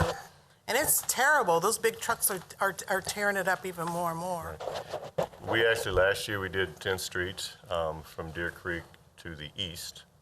And this year, we're doing 2 separate projects. One is from underneath I-70, from overpass, from ramp to ramp, because the trucks coming in and out of Reesers have graded the surface considerably. That'll be a complete reconstruction. Actually working with Shawnee County, they have a trail project along Deer Creek Parkway. And so we're working with them to, as they build that trail, for us to reconstruct underneath I-70. So those projects are scheduled to be done in 2020. Okay, so it is going all the way to 21st Street then? No, actually it goes from 6th up through the southernmost ramp on I-70, so it does not go all the way to 21st. Why didn't we do that? So if I could, I just add, Councilwoman, part of the pavement management program, as we talked about, what we're looking at is trying to hit our overall pavement management goals. And that, roughly averages out to about 24 million annually, as city engineer mentioned, about hitting our 4 spokes. Preventative maintenance, rehab, reconstruction are most expensive, but then also kind of trying to be strategic in patching and joint replacement, whether we do interim mill and overlays. And there's only so many dollars to go around. And so there are some areas that we will have to continue to patch and keep in a serviceable condition until we have money to roll into that reconstruction. So it's just, there's a lot of a kind of give and take behind the scenes, and where we're allocating that, not recognize those areas are in need, but it's just we're trying to prioritize some of those dollars. Okay, and then I'll just say this, and I'll leave it alone. But, when they go to get on the intersection, on the ramps, I don't know if we could use a better medium, because they're going over our mediums and they're crushing them every time. And so I know at one time on California, when we did California, 25th in California, they took out all the medians and they said, we don't need them anymore. So, and I don't know if that's something that we could look at there, just something, a better feel, because I'm telling you, as soon as you fix it, and you can go there now, it's huge, where those trucks just run over it, because they don't make that turn like they should. So I don't know how we fix that, but I just know we need to do something so it doesn't continue to be a problem. And if I could address it, we've actually looked at the design of those medians. We've shortened them up considerably. We're still trying to provide protection for the bridge itself. But I think we've addressed the area where the trucks do have to jump over that median. So the new design will shorten those up considerably. Okay, I'll look for that in 2020. Thank you. Councilwoman Valdivia Alcara. Can you tell me, is there a huge price difference between the microsurfacing and the mill and overlay? Okay, how is it determined what streets get microsurface and who gets mill and overlay? That's based on our pavement condition index, or PCI, for the streets. There's a point where the surface preservation really isn't effective. And so when we have a PCI, we go down to about 60 to maybe 55, and we can get additional life out of our street by just the surface preparation. But if we are below 60 to 55, that's where we look in the mill and overlay. We remove that old asphalt that's deteriorated to a point that surface treatment will not be effective. Okay, my understanding that when it was mostly microsurfacing that was done in District 2 in the Oakland part. And I think what happened was there was a rush, I think in whoever does it, to do it. And some cars actually had the microsurfing on their tires because they obviously didn't know how long they needed to, not be moving around in the traffic. And some parts of the streets in District 2, the part of Oakland, had parts where the microsurfacing had actually lifted up. Correct. And and it was just bare, you could see underneath. So I'm wanting to get an understanding, and we can obviously talk about this later, how it was determined and the quality of what the streets were before the microsurfacing was done, and there in Oakland. And also there were a number of streets, the further back you went, which would have been the further north you went on some streets, they weren't touched at all. And I want to be able to understand that at some point. Sure. And again, it was based on the PCI. If the street was too far gone, we didn't want to spend the money to put a surface treatment on it that was not effective. We also can't put the microsurfacing on concrete. And so we had some concrete streets within the area that we didn't microsurface. We did have an issue. Cars do tend to go around the barricades at times, or the material isn't set up enough for them to drive on, or they will pick it up. That project ended at the very last day that we could do microsurfacing in 2019 before the weather turned. But we do have a punch list. Our contractor will be back this spring to address those areas where it did pull up. Okay, I would like to talk more about that later. Thank you. Councilman Lesser, to be Thank you. followed by Deputy Mayor Emerson. DME? My question is back to the microsurfacing.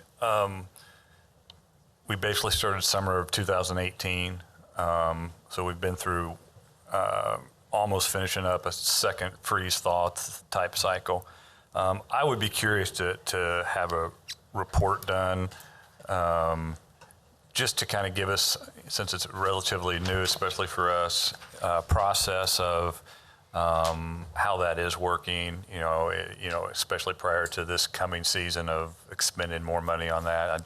I'd like to have some type of report on how that's, this is working successfully, or no, it's not. We're not getting the results that we had hoped that we would get. Prior to another year of expenditures, I think it'd be worthwhile to do it since it's relatively new. Okay. Thank you. Work on that. Same question. Dr. Peak, what % have we increased in the condition of our So roads? I don't have that answer for you, Okay. Mayor. We're in the process of updating that, and we'll look at trying to do some post-analysis, Councilman, between what the condition was now versus what it rated out, so we can share that with you. I mean, the general kind of thought process on the microsurfacing is by investing in that small treatment, we're extending that, basically maintaining that PCI for 5 to 7 years on some of our local streets. The collectors, the ones that see more traffic, definitely would be at the lower end of that service life. But the thought process is that, even at the end of that 5 to 7 years, you may be able to do another microsurfacing as opposed to mill and overlay. And we do know on a square yard basis, it's roughly $4 a square yard versus, I believe, 10 on the mill and overlay. So, I mean, it's about half the cost and just that. But we'll work on getting you a report. And then that's fine. And in response, and that's fine. And that's all I'm looking for. I do know that this part of the country, it's more difficult than others. I mean, we do constantly hear the pothole question, and they don't know that necessarily we have filled it 3 times, but the freeze-thaw, in the heat that we have here in the summer times makes it more difficult than a part of the country like in Arizona or Wisconsin, something like that. And one thing to just add that I think we kind of adapted between the first year and the second year is this last year we spent more effort on patching in advance of the microsurfacing. So one way to kind of think about it is we were being strategic, and if we had an area that was a pothole or kind of that alligator cracking, we're going in and trying to hit the worst of those and patch it and hold it, and then you're putting a overall surface treatment, which that combination technique, while the unit cost is a little bit higher, may be a better use of dollars, and we're going to continue to evaluate that. Councilwoman Valdivia Alcala. Thank you. Is there any way, along with this report, that Councilman Lesser is requesting to find out of the mill and overlay and microsurfing, what was done where? I mean, on what areas of town? Councilwoman, I made a note, I believe it was when Councilwoman Hiller asked for some summary on kind of the program activities, which is where a lot of this work falls, to work on getting you guys a report of past kind of mapping so you can see that versus activity. So that's part of what, okay, thank you. Yes, ma'am. Okay. City Manager. I think that's it, unless there were any other questions related to the citywide projects. There's a long list there. As you see, some of them are in various stages, both in the area of, design and then eventually to construction.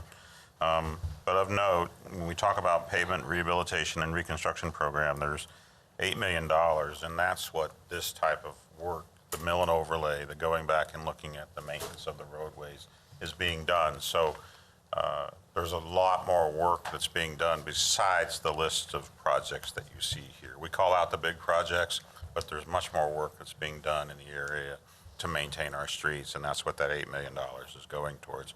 And it's various parts of the community. So, Councilwoman Valdivia Alcala. Looking at the curb and gutter replacement program 2021, this is replacing, this may be dumb question, but replacing already existing crumbling curb and gutter. That's correct. Okay, so do we talk at some other time for other projects down the road about when more of our neighborhoods that are at a high risk for flash flooding and standing water and are walking on the streets because there's nowhere for them to walk when those new projects are implemented? Councilwoman, so there was a lot of discussion with the ballot language related to citywide half-cent sales tax, about whether that could be used for new or existing. The decision was made that the citywide funding can only be used to replace existing. Existing. So Okay. to come back to your question about that add, like where do we add curb and gutter and other things, I think like as city engineer Brian was talking about was Northwest Tyler. That project is a combination of citywide and GEO bond funding. And that's the way we try and package that so that we can pay for those ads and improve it. And so those ads typically come in when you're doing more of a GEO bond type project than the citywide. And that's just the ballot language restricts the use of that funding. Okay, but somewhere down the road, can we have a discussion on how we deal with all the number of people that need to have the curb and gutters and are walking in the streets right now? Yeah. I mean, further down the road, I know I'm new, Sure. but, I mean, I would defer to our stormwater folks to join in on that conversation, but yeah, we could do that. okay, thank you. City Man, Councilwoman Hiller. Just to clarify, so when you made your note, things like the ADA ramps and the alleys and the Sidewalks. curb and gutter replacement and so on. Speaking of the curb and gutter replacement, though, and at the risk of treading on a little bit of quicksand, that number had been, I think, 500,000 and went up to 1.5 million because snow removal got put in there for a couple of years. And the council asked to have the snow removal come back out, and it has not dropped back to 500,000 with the money correspondingly going into streets on this proposal. So is there really $1.25 million worth of curb and gutter repair backed up and 5 years worth of it? Short answer is yes. We have a backlog of curb and gutter. The issue with curb and gutter throughout the city is you may have a service request to replace curb and gutter in front of your property, and your next door neighbor down the street doesn't have a service request. We have it scattered throughout the city in a Understood. number of different requests. Best use of dollars is to come in and kind of do blocks at a time and get the whole thing done. And so we're in the process of working from that service request program, which is the list of people requesting, to try and balance that not only with being more efficient, working kind of in a block standpoint, but also tying it to, are we doing a mill and overlay? Is utilities doing some underground utility improvements? And that may make more sense to use those dollars in concert with some of those projects than just replacing 10 feet of curb here and not addressing the larger issue. So the short answer is we have a backlog of curb and gutter requests throughout the city. I think that's to some degree, we see that as being a good funding source to address that. But if the governing body wanted to direct us to allocate more of that to just fixing streets, and that's definitely a policy decision we can work on getting a response to. Well, I just know that when we started the first 10-year plan, now, a while ago, the staff sense, although there were some jokes, and I think they are attributed to the staff of, the list being on toilet paper, but that there was quite a backlog. Nonetheless, they thought that within the first 10 years, we could at least get caught up with the backlog. I'm not sure we have, but I didn't know how big the list was. And I wondered too, then when you talk about that, we had thought that, is City Works now at the point where all these needed projects are in your system so you can see them all at once? So a couple things. Short answer is the list is not on toilet paper, it's in City Works through service requests, whether it be C-Click Fix or staff-generated work orders. So Okay. that's how we manage that. What was not in City Works when I got here was the overall condition and an inventory of how much curb and gutter we had as an asset. And, we've talked to you all about having asset management principles, knowing how much we have, what's the condition, and what's the best investment of dollars. And that's what the piece that we're working on is that asset management plan for curb and gutter, and that has not been fully developed. Brian would tell you, the replacement cycle for curb and gutter at the life cycle at 1.5 million, we're not funding at a level that would replace all of that curb and gutter within its life cycle. And that's consistent across all our infrastructure. So it may have been enough to address a backlog of service requests, but not sufficient to adequately replace it in a timely manner. And are the stormwater inlets and all the utility pieces now in City Works as well? So all the assets were in City Works. We went through one of the cash funding projects, an asset inventory, imaging, updating that and making sure it's current. So we have the data on a lot of that. The other piece is adding that condition, determining installation date so we can look at how old is that compared to a life cycle standard, and that's what we're working on updating. But the assets are in City Works. Well, I'm glad to hear that. Lots of these renovation projects have been in my district, and I'm in other parts of town too, and it still seems, I know you're doing better and better at coordinating them, a little herky-jerky of we got the sidewalks over here and then we come in and do the stormwater inlet, or we've got the ADA ramp and then we did the curb right next to it. So I just wasn't sure how close you were. Okay, thank you. Councilman Duncan. So I appreciate wanting to wait if you've got, say, a sidewalk on a list and you're going to get to that project eventually. But do we have a process for assessing the immediacy of, let's say that there's a project we're looking at, this is just a bad example, but that you're 2 years out on, so we've got to stretch a sidewalk. But we look at those sidewalks and say, yeah, but this one's unusable at this point, to the point where it's a hazard, people can fall on it, it's not handy, can't roll anything over it, and do we have some system that prioritizes those at least? Sure. To make sure that they're not a public hazard? Yeah, what I'd say at the general standpoint, the coordination piece of looking at immediacy and hazard is, as I started the conversation today, say we're very excited to be here. That's because internal staff started this conversation in August of 2019. That's where we take these same documents and we start looking at that, and we get our mapping up here and our asset and condition inventory, and we talk through those about this is where budget is rolled up. Does that make sense? And that's what is coming to you in this process. Sidewalks in particular, there's the pedestrian master plan that was developed and approved by the governing body that kind of gives us overall guidance of priorities and sequencing. So yes, we do coordinate regularly and look at immediacy of those. Councilman, Deputy Mayor Emerson. Yeah, thank you, Mayor. It's going to take me a while.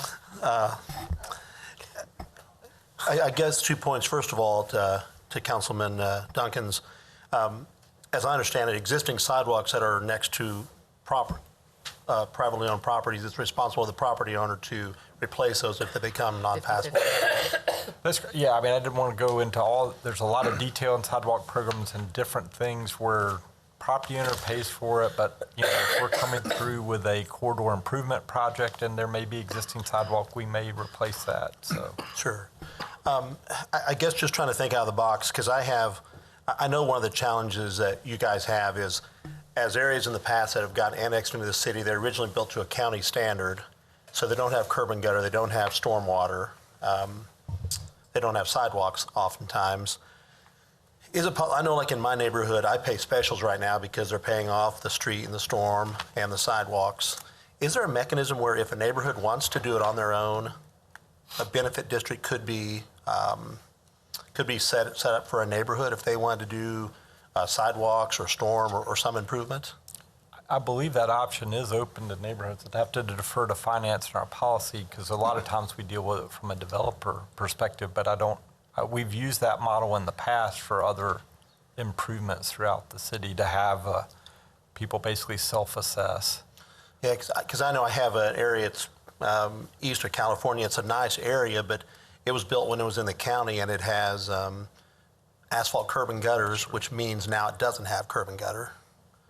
And it's something, the street's not bad enough yet to register on, needing done, but there's a lot of things that do need done, and how do we, what mechanism might we have? And I don't know, that it might be worth it for an area if it's big enough, because then you get so much more cost effective to go and put curb and gutter, 6,000 feet of that at one time, rather than doing, 20, 30 foot at a time. So just a thought. Good thought. Thank you. Okay. Oh, Councilwoman Ortiz. Real quick question. So the 50/50 program, that only is for replacement. That's not for new, right? That is not for new. Okay, no. I thought that, but I want to make sure. Okay, this last kind of section that we'll talk about today, donations and then getting into federal funds, are basically matching funds when we're talking about these projects, so that they're in concert with other projects that are included in the CIP. So again, we're not highlighting anything on donations. This is all related to the Topeka Zoo Master Plan. Private donations going towards primarily matching with our countywide half-cent sales tax dollars. Says donations. Marley, and on federal funds, we talked a little bit earlier about the Shunga Creek project. Public Works is going to talk about some of our bridge projects related to federal funds. And we're talking about two projects here. This is our bridge deck patching and polymer overlay project. A number of our bridges do require significant patching, and we want to do that. It's critical on bridge structures to do that preventative maintenance to keep those good bridges good, because the cost to replace a bridge is significantly more than to replace an equal section of roadway. The bridges that we're going to be doing with this program are Northeast Sardu over the Kansas River, and the 6th Street Bridge over the Shunga. If you can, next slide. Sardu Bridge. The picture on the left shows the concrete decking with a number of cracks within the deck. And it's critically important that we get that deck sealed. I believe it's been over 30 years since we've put that deck in, and so it's time to provide that polymer patch or overlay to prolong the life of that structure. Picture on the right is also the same bridge, but it shows the failure of the approaches to the bridge. So our federal fund exchange is dollars that we'll be using to fix both those conditions. If money is available, we also need to work on the expansion joint. It's on the 6th Avenue bridge.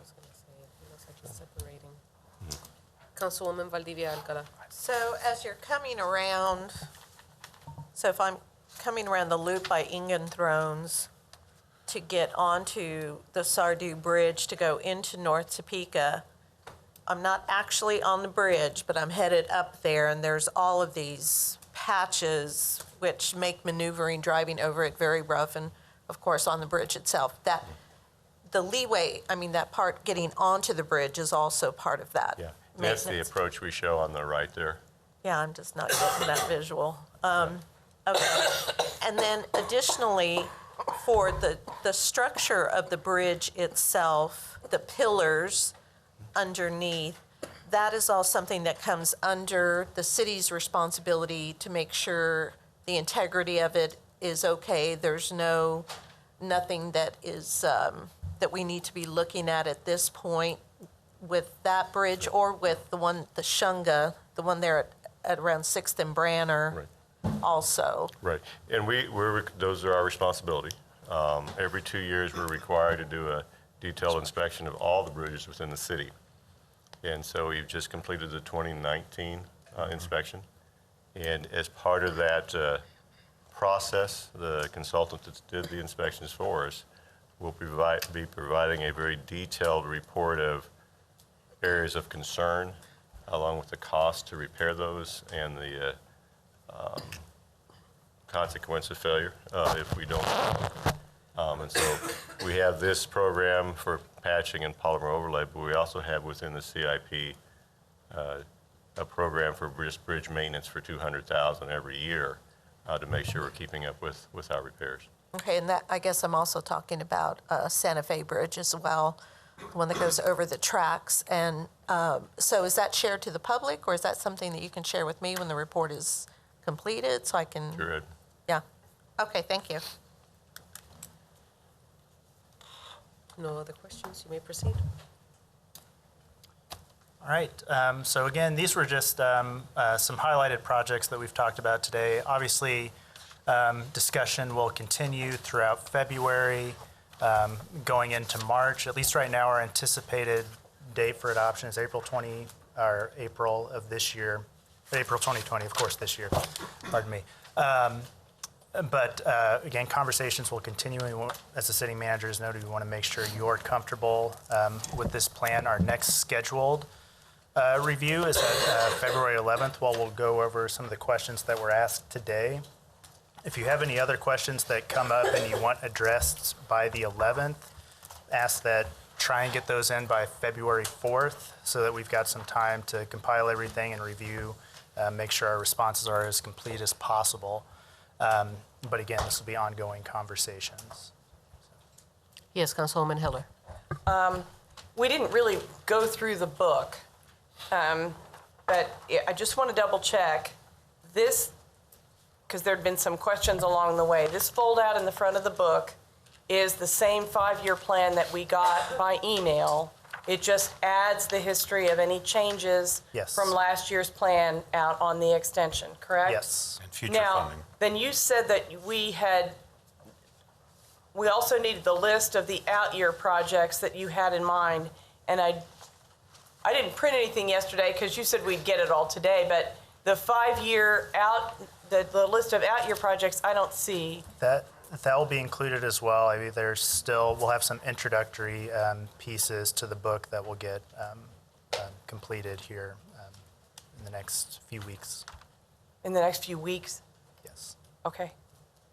Because will there be more? I mean, some of these project summaries go out to 2030. So there'll be more project pages to them? No more project pages. Those have always focused on the first 5 years. Years 6 through 10 are making sure that we have those on our radar. If it's something that starts in 2026, we don't have a specific project page for that yet. Okay, I needed that reassurance, but I wanted to make sure the new folks knew what either how to find it or what to expect.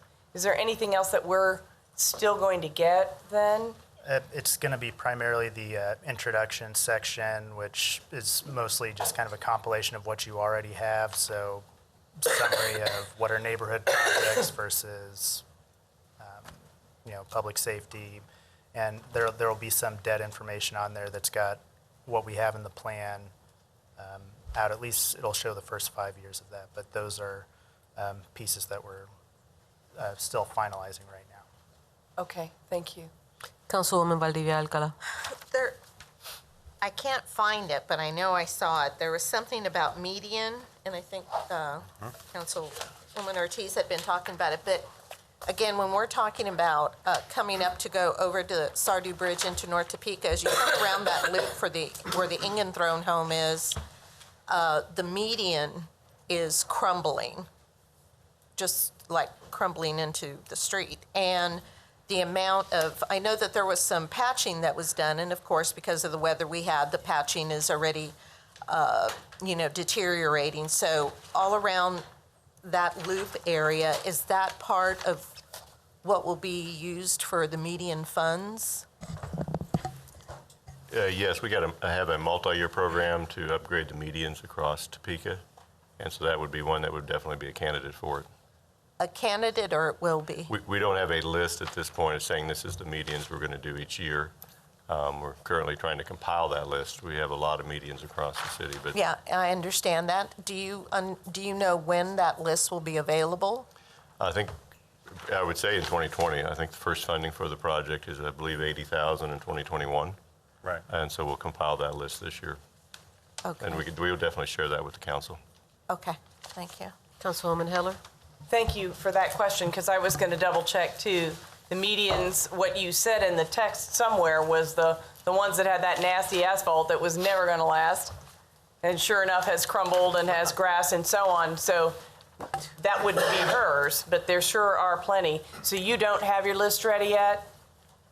Not at this time, no. Okay. When I first got elected, one of the first calls I got was somebody saying, can you stop these guys right now? This is not going to work and it's so ugly. And we did. And the Public Works switched to doing the stamped. They were out doing, I want to say California and Adams maybe at the time. And we switched there and on Wanamaker and then to doing stamped brick instead of the asphalt. And it looked good then, still looks good now. Yet there was a project last year that broke from that tradition and just did plain concrete. So is there a departmental standard that our medians would all be the stamped brick, or where are we going with this replacement? Again, the process of putting the color into the concrete and then stamping the concrete is a very expensive process. We've done a number of medians the last couple years, 21st in Kansas, and that actually is a kind of an antique limestone appearance with an imprint, but not a brick imprint. What we did when we did that intersection, we tried to look at the surrounding structures, including the KDOT facility on the southwest corner, and so let's make that intersection pop. Let's tie that structure into what the color we use in the median. And so we've done a couple like that. On the west side of town at Huntoon and Arvonia, we used a similar coloration to try to tie in with the structures around that. So that's kind of the path we've been following, is to look at how can we make an intersection or the medians work with the surrounding area. And so if we have old structures, if we were to put one downtown, we try to look at maybe the Capitol things that would tie into it. So that's kind of how we've been going. Well, that's great. I'm not tied to just the stamped colored brick alone, but what popped for me was somebody at the 21st and I-470. They got put in as just plain concrete, which just cracks and grows weeds, and that's when I ended up plugging in and finding out that somehow, well, I didn't know what the departmental policy was anymore, if doing something that was attractive and long-standing. That was an emergency repair. Quite honestly, we had the road shut down for the month of May, and one of those things was to try to replace that median while we were there. Well, you pulled it off, which is great, but just wanted to check. Right. Thank you. Okay. All right. Well, it's been a long morning, now into the afternoon. Obviously, there's lots of questions, and we will do our best to have as many answers as possible on the 11th, and we also have it tentatively scheduled for the 18th for discussion as well. So thank you for your time. Have a good rest of your weekend. This meeting is adjourned.